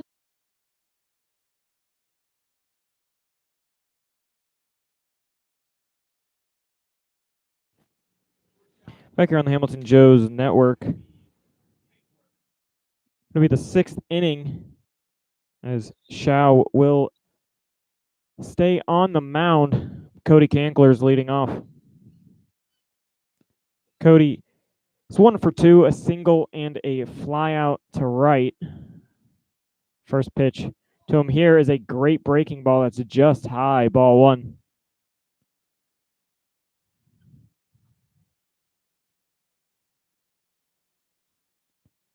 One-0 pitch is grounded right past Shao. A sliding Zach Orn makes a grab, but it's going to be not in time at first base. That's going to be a base hit. Zach Orn did everything he could. Made a really nice sliding stop. The throw was a little offline. Preston had to come off the bag to get it, but would have been safe at first nonetheless. So it'll be a leadoff base hit.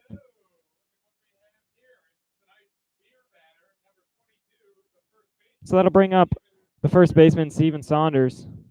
Saunders got a hold of one in his last at-bat, hit a bomb out to right field for a home run. That was a 2-run shot at the time, given the Scouts. It was part of that 5-run inning for the Scouts as he takes second pitch here, strike 1. First pitch, rather.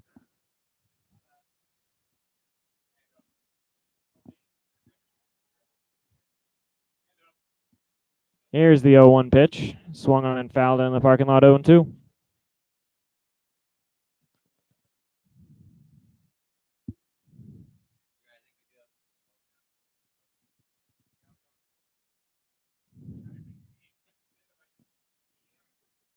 So 0-2 to Saunders.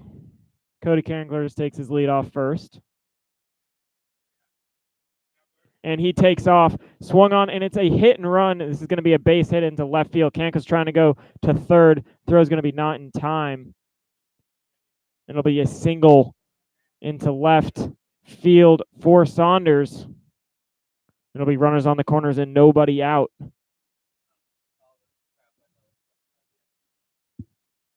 Brett Carson coming to the plate.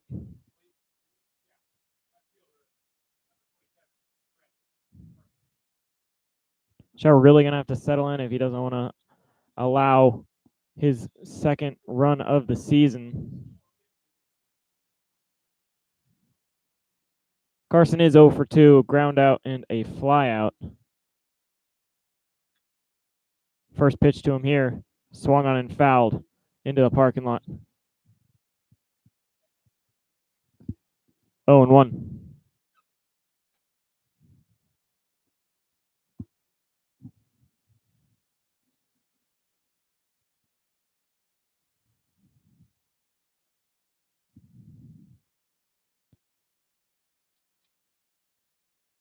Shaw will check on Saunders at first. He dives back safe. This will be pitch number 28 for Shaw when he ends up coming to the plate.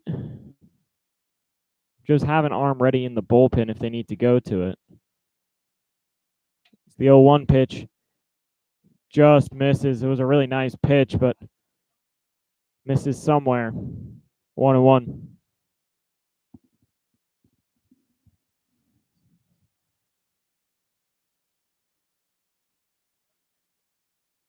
And here is 1-1 pitch. It's a breaking ball on the ground to Zach Orn. He's going to go on to second for one. On to first in time. Double play. So it will not be an RBI for Brett Carson, but one will score.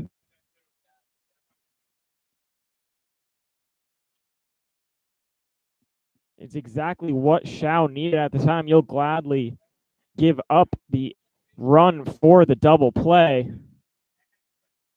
Scouts cut the lead to 3, however. Logan Matson coming to the plate.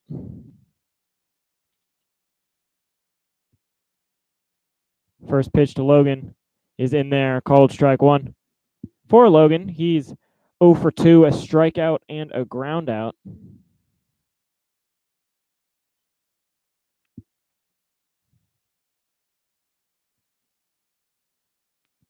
The 0-1 pitch is fouled towards the Scouts dugout. 0-2.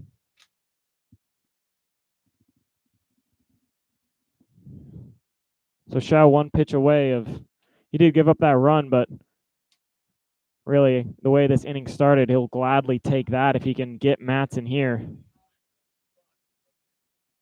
0-2 pitch upstairs, 1-2.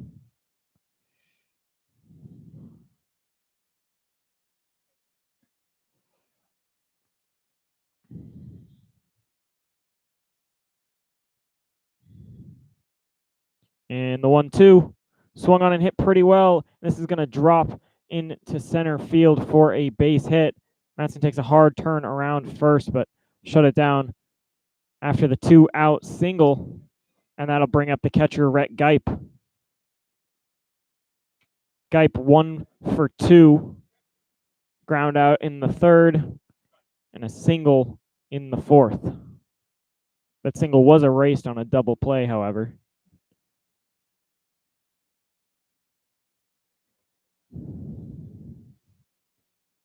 First pitch to Geip. Swung on and hit on a line. Zach Orn makes the catch for out number 3. So Scouts do put 1 on the board, but nothing else comes of what looked like might have been a big inning. So we'll go to the bottom of the 6th. Joe's lead 6-9. Independently owned and operated center that is dedicated to providing patient-centered care and support to residents of the greater Cincinnati area in whatever place they call home.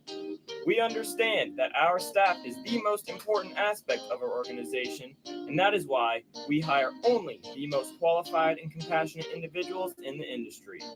This is why our care is second to none. United Heartland Insurance Agency is a consolidation of a number of family-owned independent insurance agencies, the oldest of which dates back to 1872. For years, we've been protecting the assets of our clients by offering comprehensive and competitive business, personal and life insurance products through some of our finest insurance companies in the business. Members of our professional, licensed staff average over 20 years of experience in the insurance business. United Heartland, a proud sponsor of the Hamilton Joes. At Pfefferly Tire and Automotive, our mission is to provide quick, reliable service at an affordable, low price to maximize customer service. We are committed to excellence in customer service as well as automotive services. We value our long-lasting relationships with our customers, employees, and our suppliers. Back here on the Hamilton Joes Network, Gary, we're on the call tonight. Preston Miller will lead off in the bottom of the 6th inning. Preston's walked his last 2 times up. He's reached in all 3 plate appearances. In the first inning, he reached on an error, ended up coming around to score in both the 1st and 4th innings. His first pitch to him here from Henderson hits him on the back. So 3 straight plate appearances, 3 straight times Preston Miller is going to be on first base, whether it's by a walk or a hit by pitch, and he will gladly wear that soft breaking ball. Didn't seem to catch him anywhere too painful. And it'll be another lead-off man aboard. 5th straight inning. It was only the 1st inning of this game the Joes didn't get the leadoff man on. It's Brock Mathis coming to the plate. First pitch to him, downstairs, ball 1. Brock had that big 2 RBI double in the 4th inning.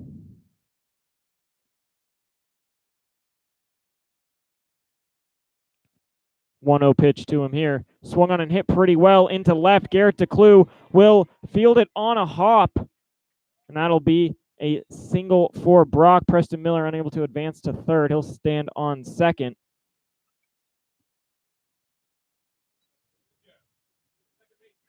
So it'll bring up Zach Orn with 2 men aboard and nobody out. Joe's looking to get the run back they gave up in the 6th, if not more. Orn, 2 for 2, triple, single, and a walk. If he either doubles or homers here, we have 2 guys on cycle watch. Getting a little greedy at that point, but it's the last game of the season. Why not ask for it all? Time will be called. Henderson really taking his time here.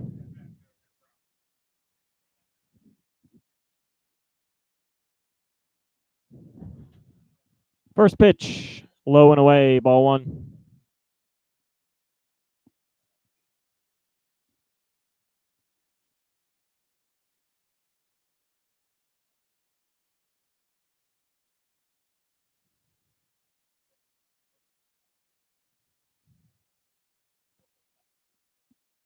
And here's the 1-0 delivery.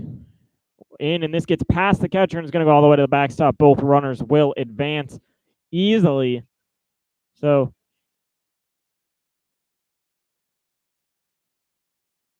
on the wild pitch, there is now 2 men in scoring position and nobody out.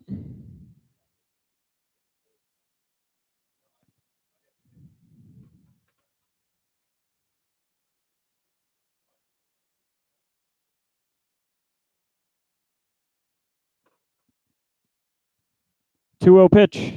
Swung on and hit pretty well, but not gloved by the second baseman, Matson. He got a glove on it, but it got past him. That's probably going to be a base hit, and that's going to score 2. So a 2 RBI single for Zach Orn, as it was a hot shot to Matson. He didn't really have much of a play on the ball. He did get a glove on it, but did the best he could, and Joes keep tacking him on. Now an 11-6 lead.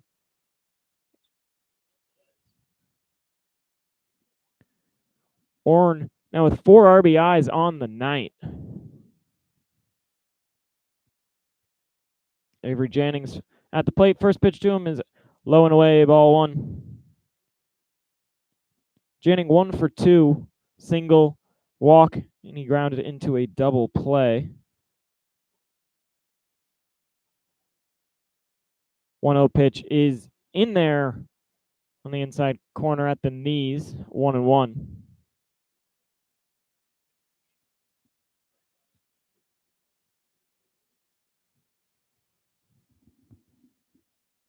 Here's the 1-1 pitch. And that's a pretty good one in there, right in the heart of the plate, 1 and 2. Janning knew that was in there, thought probably wishes he had that one back.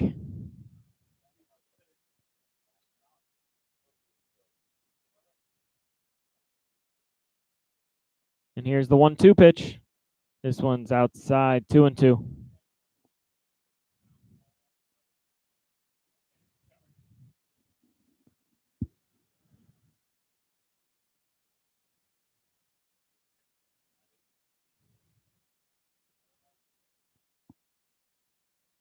And the 2-2 pitch on the outside corner, called strike 3. So Janning will go down on strikes. He did not like the call, borderline pitch. It'll be out number 1. Dalton Miller will come to the plate. Zach Oren still standing on first. Wouldn't be surprised if he tried to swipe second at some point. He's got a ton of speed out there, one of the team leaders in stolen bases, even with missing about 2 weeks with that hand injury.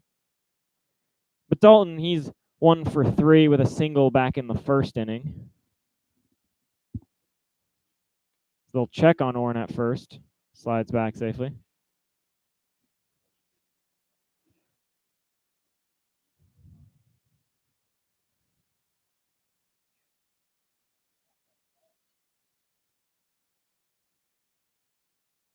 And here is the first pitch. And Oren, who thought about going, ended up shutting it down as Henderson was super quick to the plate. But they're going to grant Oren second base. Is this another balk? The third balk of this ball game.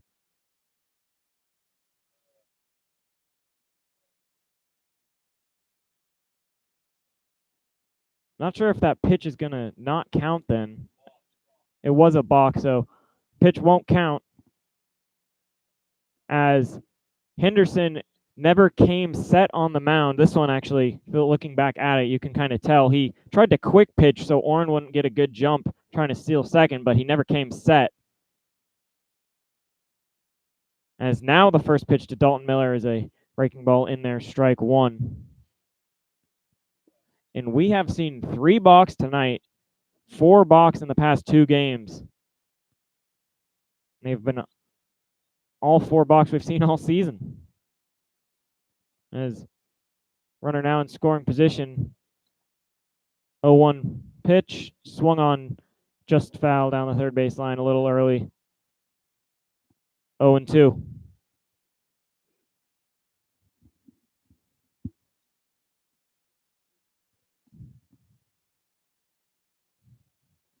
So Dalton will have to battle here. 0-2, 1 out. Zach Oren at second. Base hit would score Oren with his speed, as long as it's not an infield single. And Dalton Miller will take his obligatory time call with 2 strikes against him.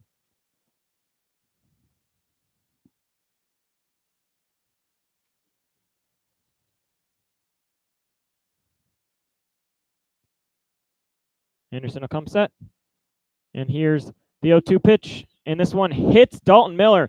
Dalton Miller has gotten hit way more than anyone else on this team, and he proudly wears them. He does not get out of the way when a ball's coming in them. So he'll wear that one. That is the 9th time he's been hit by a pitch. Next leading on the team is Preston Miller, who now has 7. Then Brennan Gick with 4 is behind those 2. So it'll be 2 men aboard with 1 out. And that's a tough count to hit a batter. Your head 0-2. But nonetheless, it'll be first pitch to Alex Page outside, ball 1. Page 1 for 2, a double and a walk in tonight's ball game. 2 runs scored.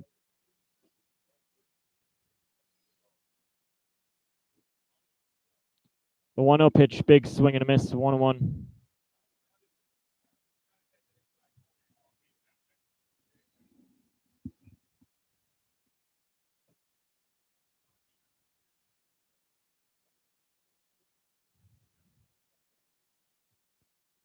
Henderson comes set, 2 men on now as the 1-1 delivery is swung on and missed again.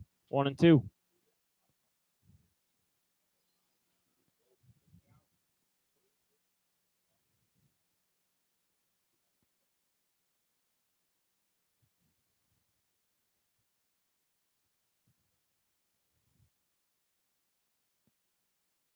And here is the 1-2 delivery. Just slow, 2-2.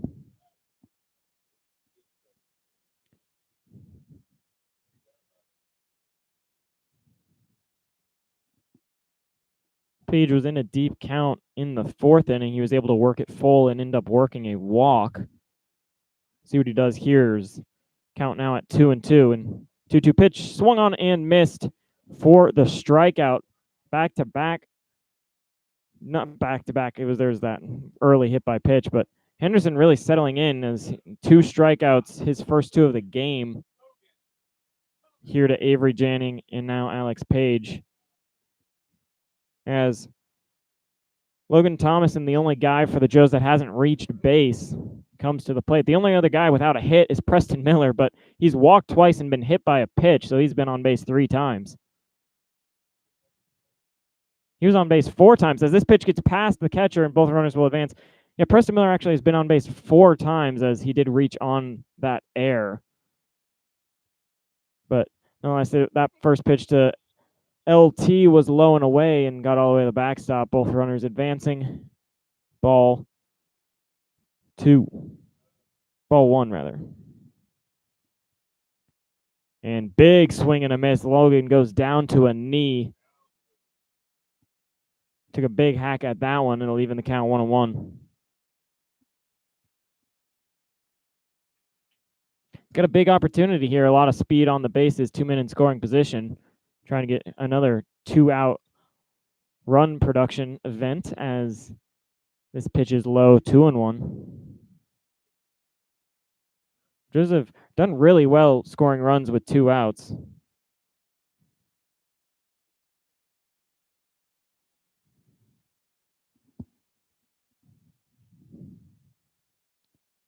Two-1 is swung on and tipped.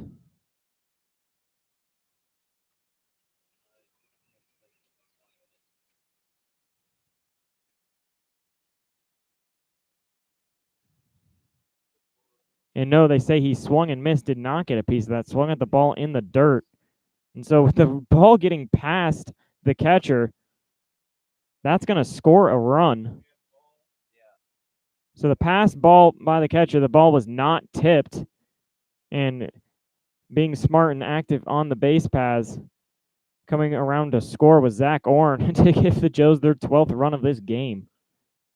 As the 2-2 pitch now is fouled way out of play. So Orn was staying alert on the base paths, and even though it looked like that ball was tipped, he was breaking for home when it started going to the backstop, and he was able to score easily.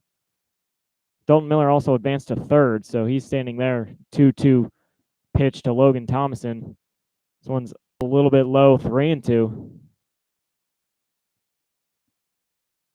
Joseph put another 3 runs on the board in this inning. Extend their lead to 6 runs. And here is the payoff pitch. Bounces low and outside. Ball 4.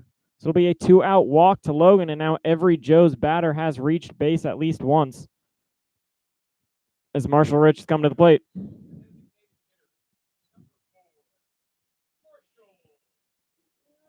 Marshall 1 for 2 with a base hit and a walk. He also has a sacrifice fly, 2 RBIs on the night for Rich.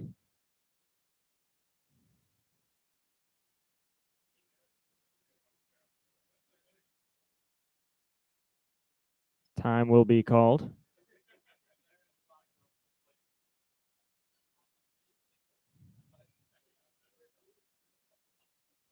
First pitch to Marshall, low and away, ball 1.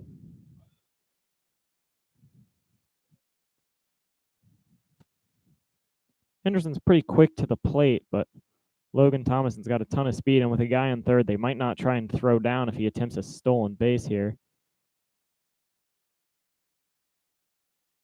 as the 1-0 pitch bounces, and he's going to take second easily. And coming home is Dalton Miller. He'll slide in and score. Aggressive on the base pass is Dalton Miller, and he scores on the wild pitch. So the Joes put their 4th run up in this inning. Joseph had a 3-run inning, a 5-run inning, and now a 4-run inning.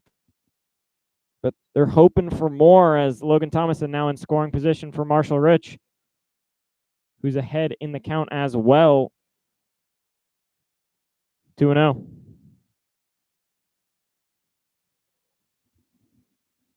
And here is the 2-0 pitch way outside, 3-0. Don't really see any activity in the bullpen either. This might just be they're out of arms. That's why they're throwing Henderson in the first place. He's not a pitcher, not a straight up pitcher, at least only 3 innings on the year. As this pitch catches the outside corner. Marshall dropped the bat. It was a delayed call, but it'll move the count to 3-1.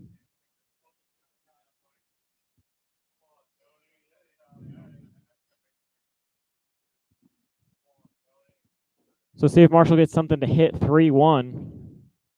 Here is the 3-1 pitch, and that is outside, ball 4. Marshall hesitated a little bit as he didn't want to disrespect the umpire, as he will trot down to first after another walk by the Scouts. It'll bring up Brennan Gick. Brennan, the last guy to hit here in the 6th inning.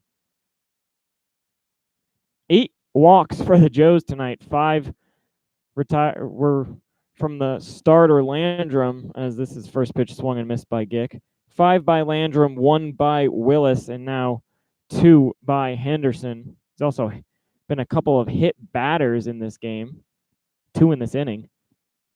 0-1 pitch to Brennan is inside, 1-1. Brennan 3 for 4, triple, double, and a single. Then a hard hit line out to left field his last time up. It's the 1-1 pitch inside, 2-1.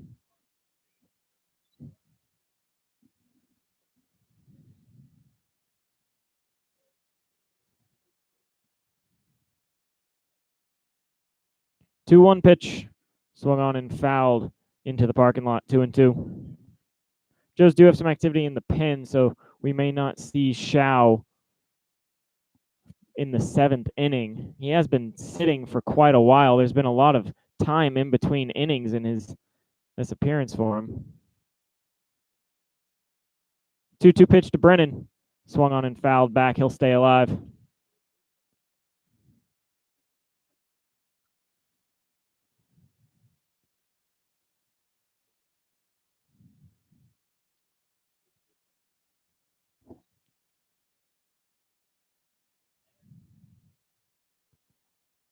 Another 2-2 delivery. This one's up and away, 3-2. So another 3-ball count. Henderson has really struggled. He's at 48 pitches. 22 have been strikes. 26 have been balls. As here's the payoff pitch. Swung on and hit pretty well into deep center field.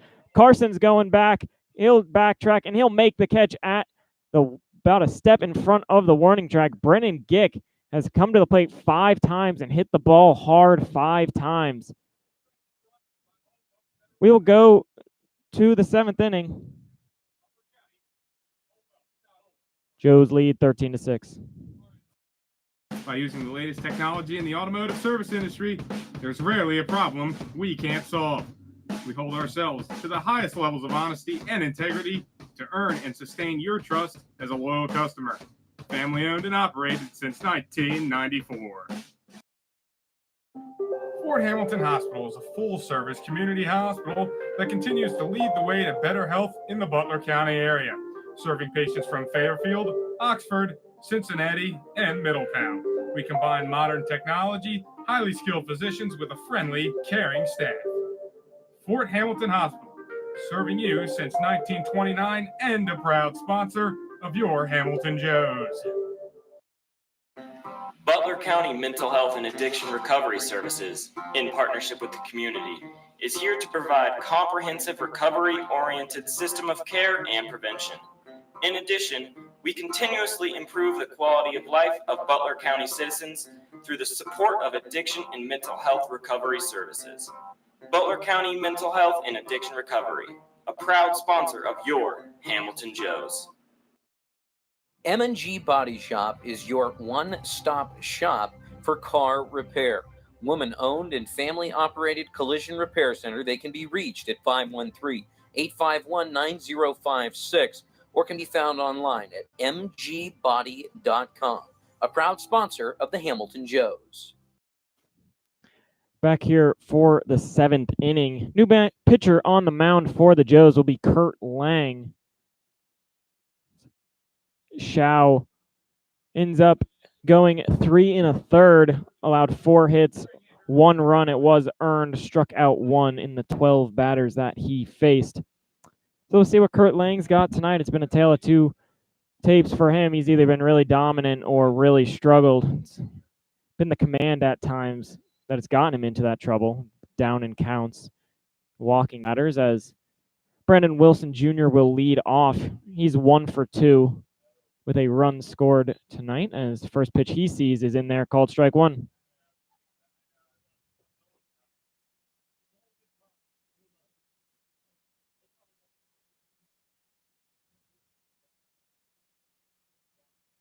Lang will step off the back of the mound, but he's back on. Lean in and get his sign.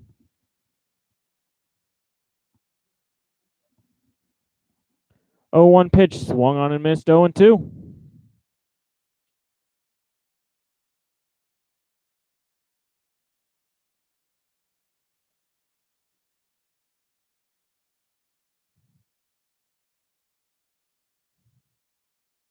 Oh, 2 pitch, little check swing, and did he go? He did not go. Little peel down to first base, but Scott Wyckoff says he held up.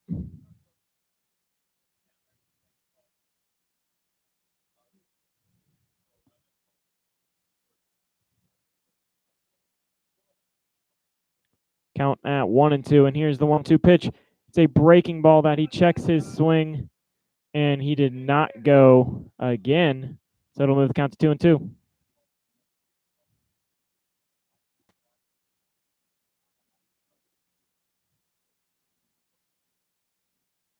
And 2-2 pitch. And Kurt Lang must be an ACD fan because he's back in the black. Gets the strikeout to lead off the 7th inning. So it'll be Garrett DeClue coming to the plate.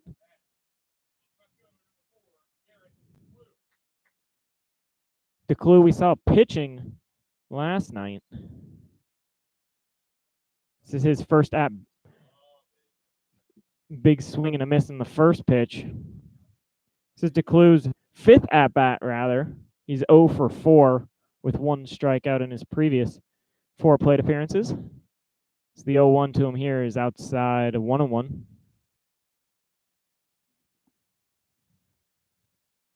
Lang should just be aggressive here. DeClue doesn't see live pitching all that often, and especially as a primary pitcher. And he takes a little check swing, but fouls it off. 1-2.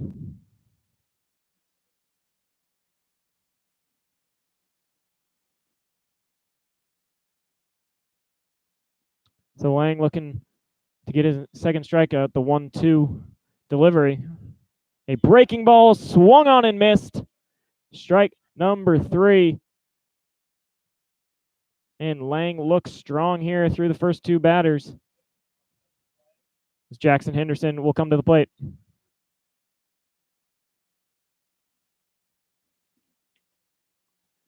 Henderson 0 for 2. He was hit by a pitch back in the 3rd inning.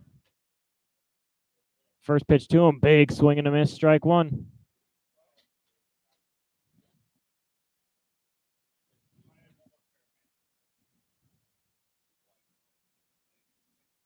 And the 0-1 pitch, a breaking ball. That's a ground ball to Avery Janning. He'll have to charge hard. He'll try and barehand it, but he will not be able to make the play. Would have been an incredibly tough throw. Probably was a good thing that he didn't make the throw, as wouldn't really had a shot.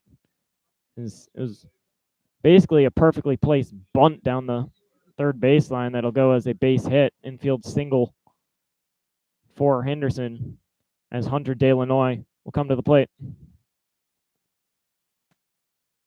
Delanoy 0 for 2. He does have an RBI.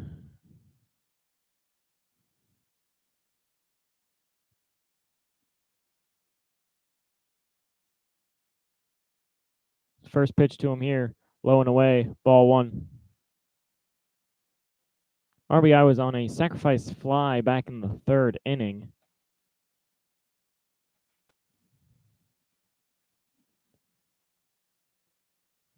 Henderson with a pretty big lead off first. 1-0 pitch, a ground ball to Logan Thomas, and he'll charge hard, and he will not be able to make the play. Ball went under the glove. So that's going to be an error on Logan Thomason. Delanoy runs well, so Logan was trying to charge hard and make the throw, but tried to pull the glove up to make the transfer before he had the ball in the glove. So it'll be 2 men on now. 2 outs here in the 7th.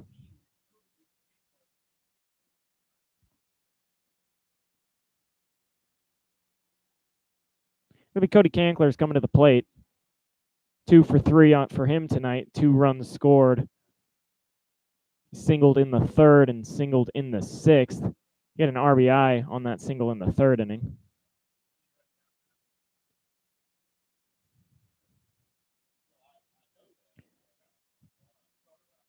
Step into the box. And Kurt Lang's ready. Here's the first pitch. Swung on and missed. Strike 1. Kankler's swinging for the fences.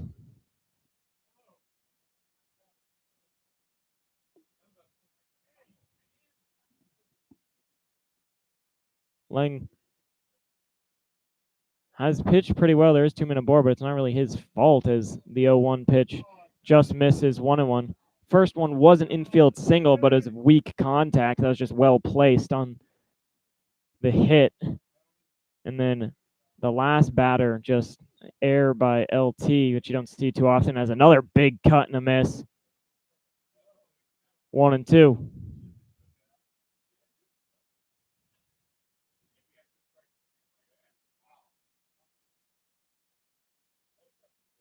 Kurt Lang looking for his 3rd strikeout here in the 7th inning. If he can get Cody Kankler's as the runner tries to take off for 3rd, and the ball goes into left field on the throw by Brock Mathis, and that's going to score a run. So the pitch was a ball, so the at-bat stays alive, trying to swipe 3rd, and successfully doing it was Henderson. Then a throw down for Brock Mathis to 3rd base, got past Avery Janning.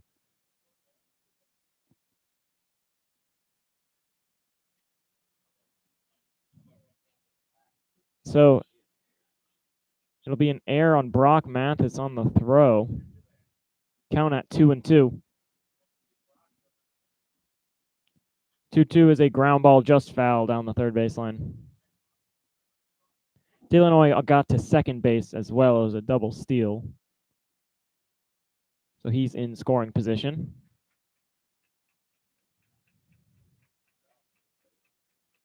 A lot of hits in tonight's ball game. Joes have 12 thus far. Scouts have 9.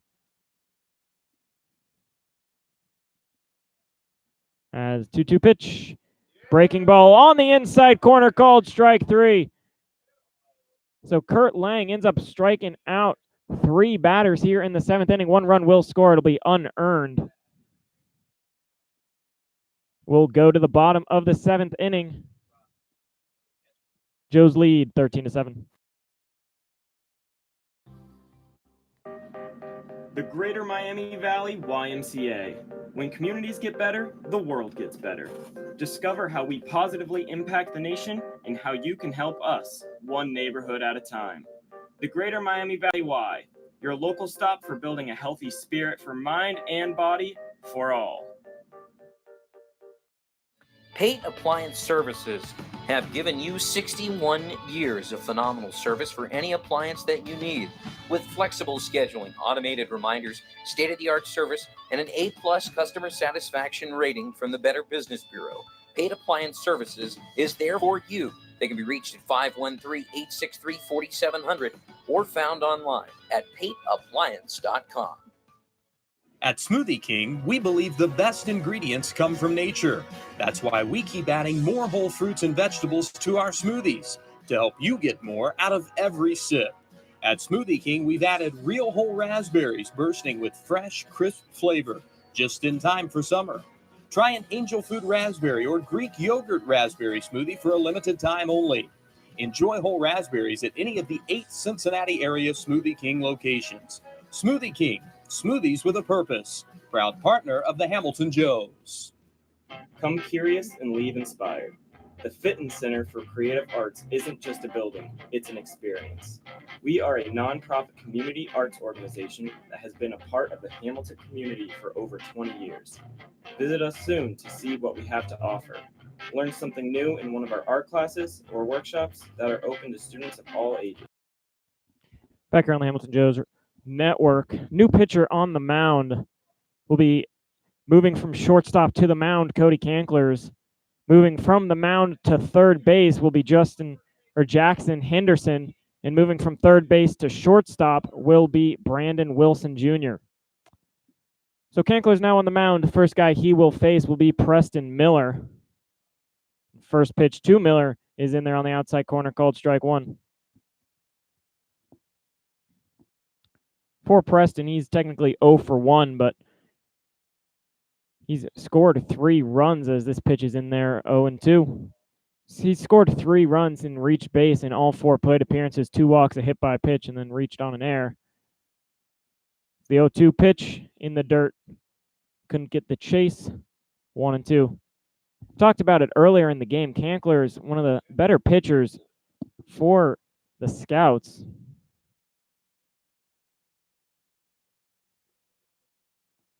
This pitch is inside, 2-2. Canklers comes in. He's played in 8 games. 5 of them have been starts, 34 innings pitched.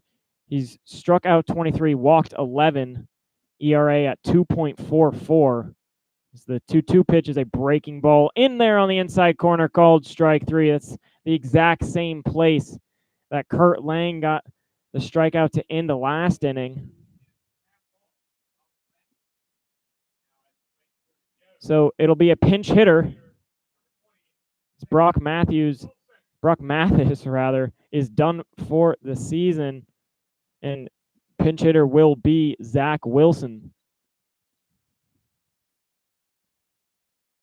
Brock will end his night 2 for 4, 2 runs scored. He had a double and a single. He also had 2 RBIs as first pitch to Wilson is low and away, ball 1.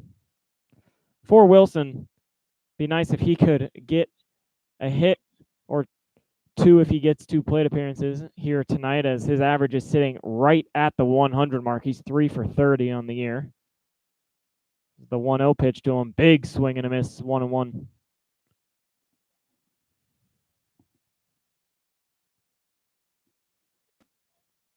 One pitch, swing and a miss again, 1-2. One thing Canklers does on the mound is he's got a pretty high leg kick, and he differentiates how long he pauses at the top of it to try and throw off batters' timings, as the 1-2 pitch is outside, 2-2.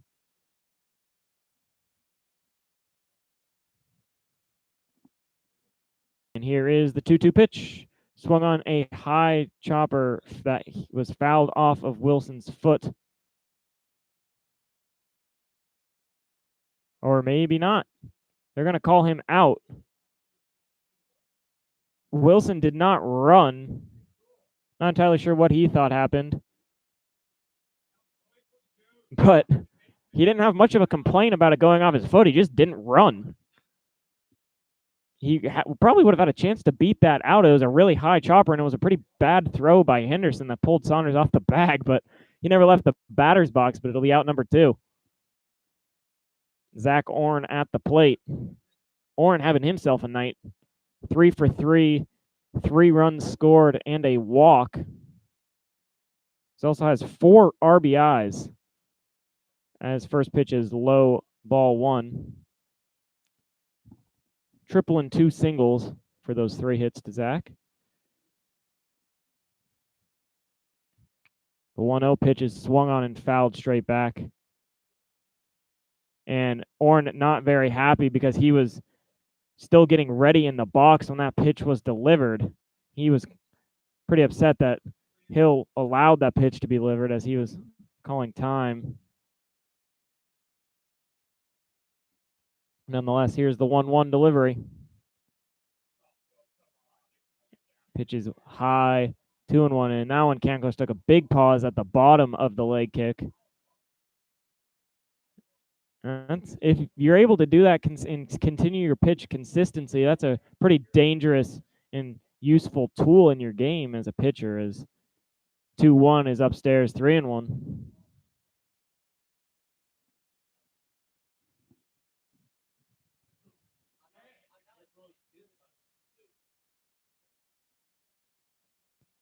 So here is the 3-1 pitch.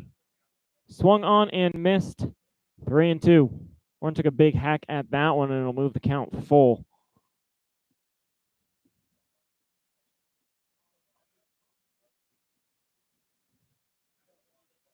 So Orn will dig back in and payoff pitch. Swung on and missed. Strike 3. So Kanklers looks a 1-2-3 inning. It's the first 1-2-3 inning of the game, I believe. The Joes have gone down in order. We'll go to the 8th. Joes lead 13-7. Be enthralled by extraordinary musicians, actors, and dancers at one of our live performances. Stroll through our remarkable art galleries or reserve one of our diverse venues for your special event. Become a part of the Fitness Center and redefine the way you experience the arts in Hamilton.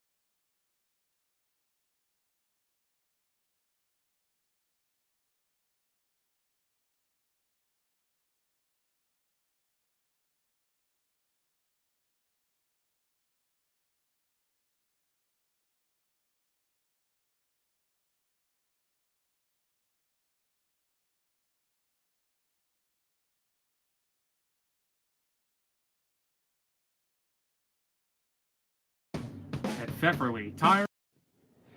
Back here on the Hamilton Joes Network, Gary Weaver on the call tonight. Season finale for the Joes.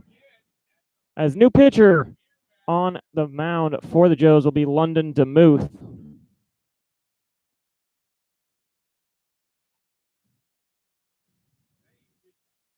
Steven Saunders will come to the plate.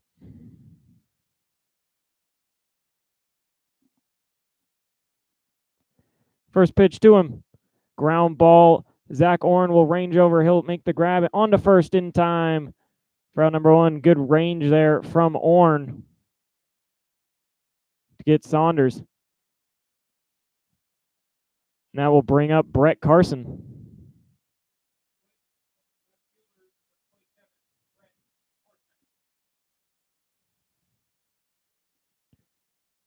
Carson 0 for 3, grounded into a double play his last at-bat. First pitch to him here is in there for called strike 1.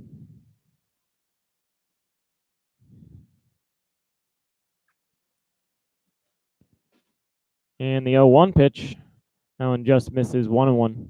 For Carson, that batting average down to 186 after the 0 for 3 start to tonight's game.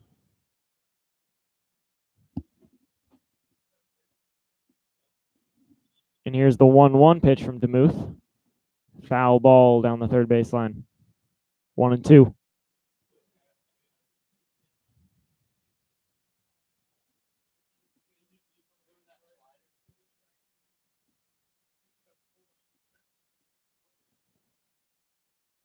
One two is hit pretty well into left field, but having to take about 2 steps to his right to make the catch is Alex Page. The ball was hit basically right to him for out number 2. And London DeMuth comes into the game 15 and 2/3 innings pitched, ERA just under 7, 6.89. He's really gotten in trouble when he's walked guys, but here in this first 2 batters he's faced, he's really hit the strike zone, which is nice to see as this one's inside, ball 1. Granted, the first batter was a first pitch swing and ground out, but was ahead on Carson 1-2. First pitch is ball here to Logan Matson, as the 1-0 pitch is chopped foul towards the Scouts dugout. 1-1.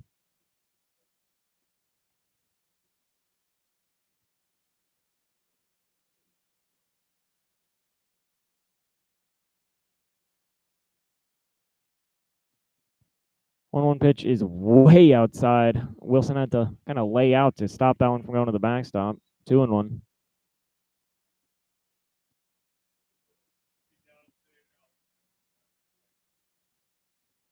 And the 2-1 pitch swung on and missed. 2-2.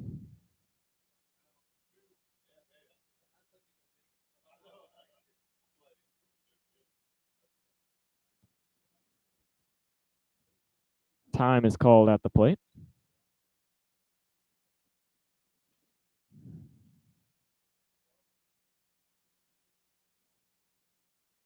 And 2-2 pitch outside, couldn't get the chase. Count will be full.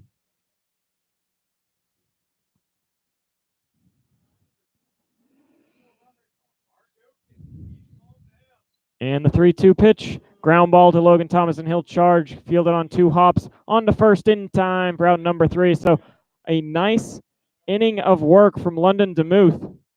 We'll go to the bottom of the 8th inning. Joe's lead 13-7. In automotive, our mission is to provide quick, reliable service at an affordable, low price to maximize customer service. We are committed to excellence in customer service as well as automotive services. We value our long-lasting relationships with our customers, employees, and our suppliers. By using the latest technology in the automotive service industry, there's rarely a problem we can't solve. We hold ourselves to the highest levels of honesty and integrity to earn and sustain your trust as a loyal customer. Family owned and operated since 1994. Your shirts, pants, sweaters, dresses, and anything else that is launderable is handled with care at the dry cleaning shop. Choose us and your whites will remain white and your colors vibrant without you needing to do any of the work. You can rely on us to help you look professional at the office or great for your night on the town. Have items that you need altered? We can take care of that too. Visit one of our 3 locations in Hamilton, Westchester, or Cincinnati to handle all of your laundry needs. The Greater Miami Valley YMCA. When communities get better, the world gets better. Discover how we positively impact the nation and how you can help us, one neighborhood at a time. The Greater Miami Valley Y. Back here on the Hamilton Joes Network, Garrett Weaver on the call tonight for the season finale as Joes take a 13-7 lead into the bottom of the 8th inning. Avery Janning will lead off for the Joes against Cody Canklers. First pitch is upstairs, ball 1.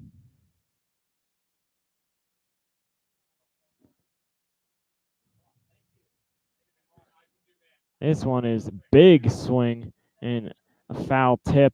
That one looked like it went off the mask of the catcher, Gipe. 1-1. They're going to give Gipe a second to recover, but he looks like he's going to be all right.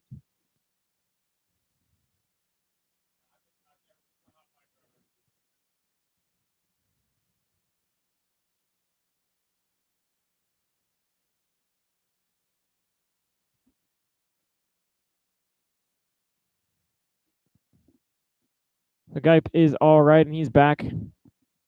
Squatting behind the plate. 1-1 pitch to Avery Janning. Upstairs, 2-1.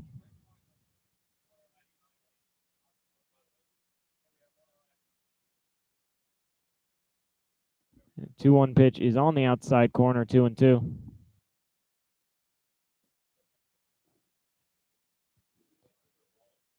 And 2-2 pitch. Swung on, fouled, unable to be held by Guy. This one went off him again. He's getting a little beat up in this at bat. He'll need another second.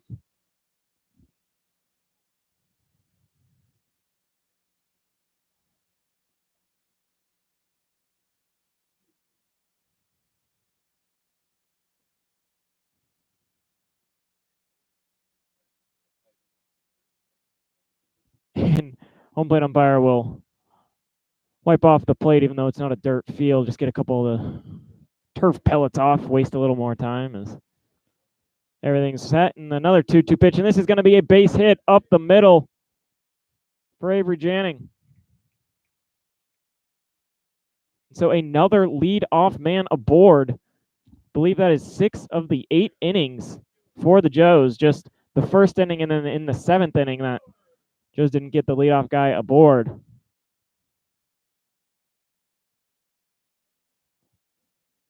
So Dalton Miller will come to the plate. Dalton 1 for 3, single. He was also hit by a pitch, came around to score. First pitch here, big swing and a miss, strike one.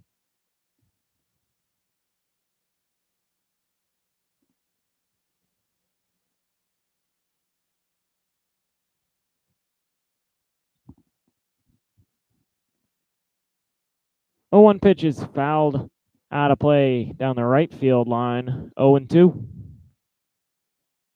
Dalton was behind in the count 0-2 his last time up. That was when he was hit by the pitch.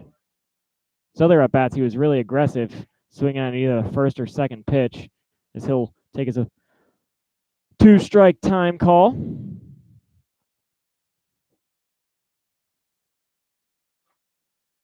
He's back in the box now.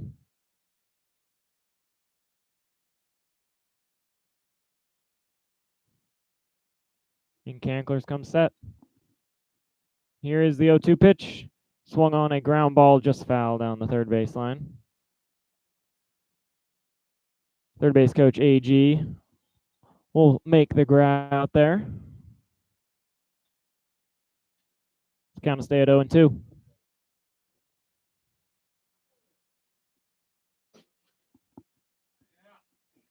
Oh, 2 pitch. This one fought off foul again, so Dalton Miller not going down without a fight. 3 straight balls have been fouled off by him.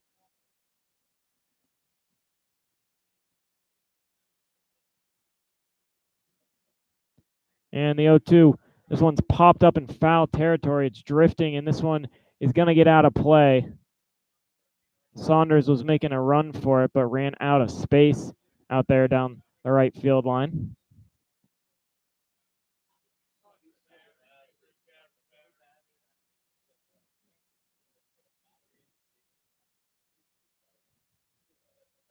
So Dalton has seen 5 pitches, but they've all been strikes, still down 0-2. Avery Janning on first. He singled to lead off the inning. Another 0-2 pitch. This one's low, 1-2.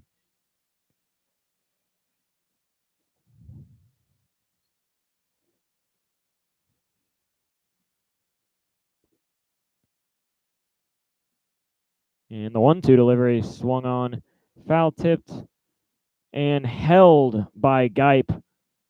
So that will be a strikeout swinging for Dalton Miller. That pitch was held. Be out number 1 is Alex Page will come to the plate.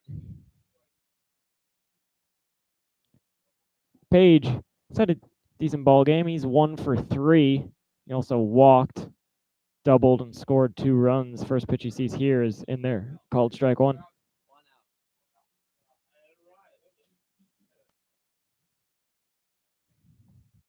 And the 0-1 pitch. This one's inside, 1-1.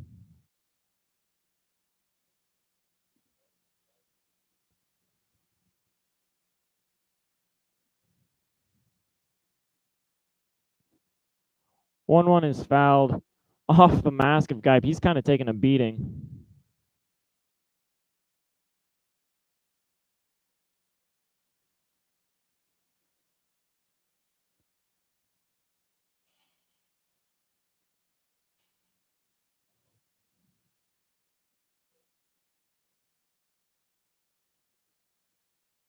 The Geip looks like he's going to be all right again. And 1-2 pitch to Page is a really good breaking ball. It drops in there for strike 3. So Page will go down looking.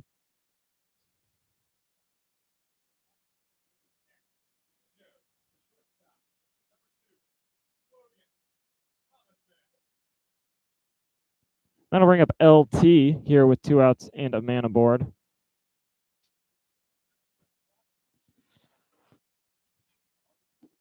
First pitch to Logan's big swing and a miss, strike 1. Logan looking for his first hit of the game. He did walk in the last plate appearance, and that was to make every Joe's batter reach base at least once.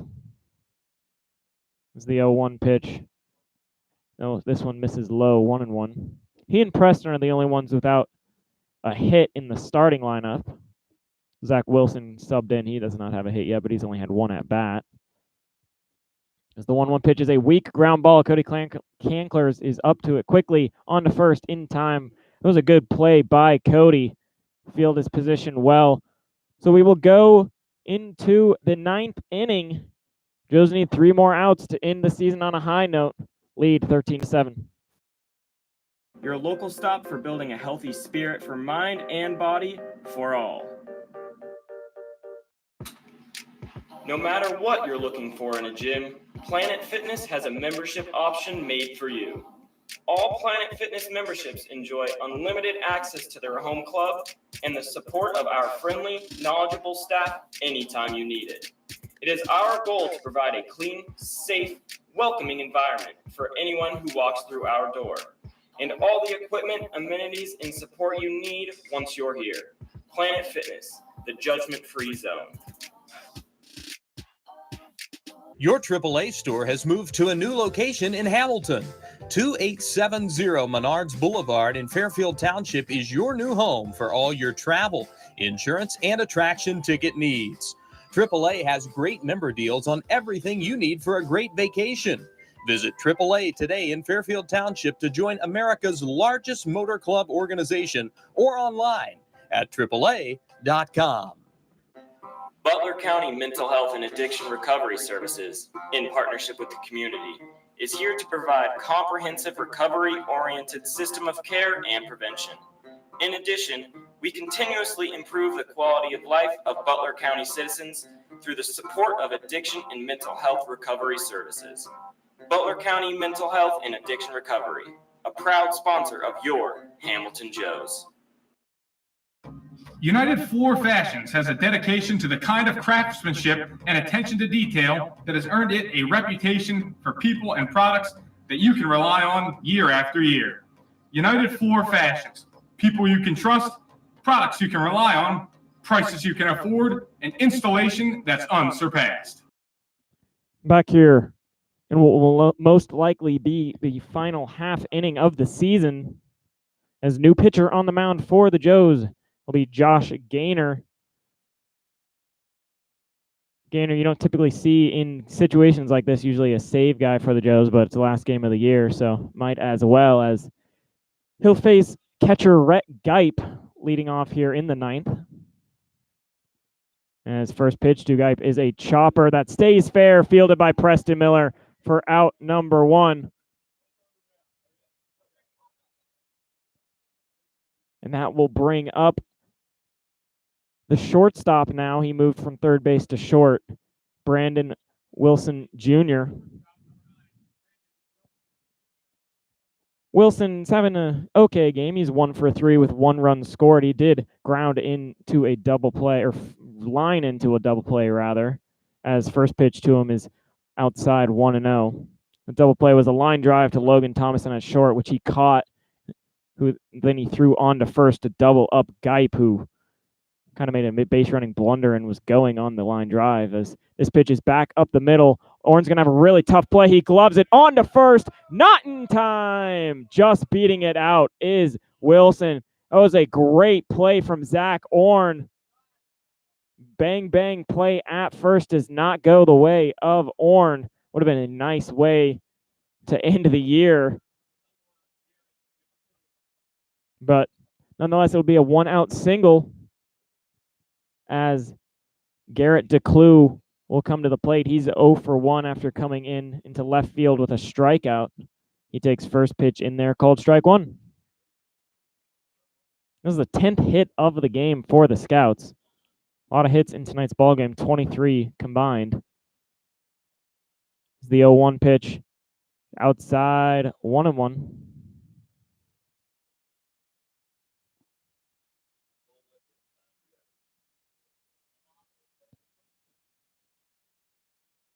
Gainer comes set. And 1-1 pitch. Swung on and missed. 1-2.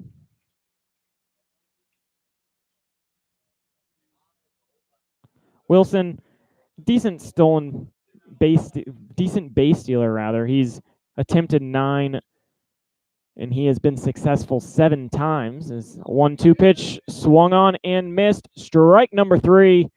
It'll be a strikeout for Josh Gainer, and the Joes are 1 out away of ending the season on a high note. Coming to the plate is Jackson Henderson. He's been in center field. He's been on the mound. He's at third base right now. He's 1 for 3. He's also been hit by a pitch in tonight's game. And time will be called.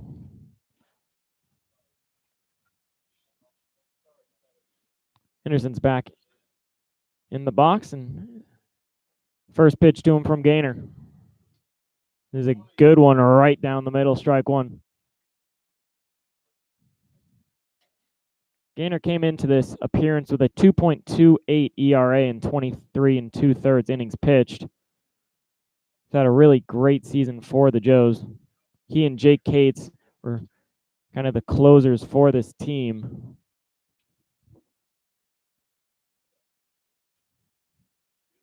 This is the 0-1 pitch, just outside, 1-1.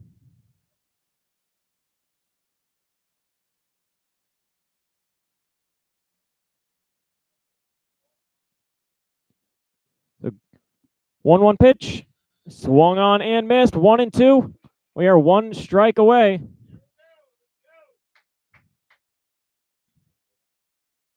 Josh Gainer looking to end the season on a strikeout if possible. He's ahead in the count on Henderson.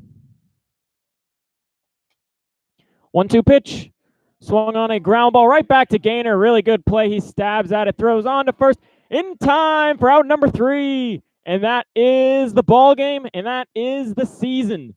The Joes win 13-7 here at Foundation Field and close out a great season of baseball that unfortunately does fall just short of the playoffs.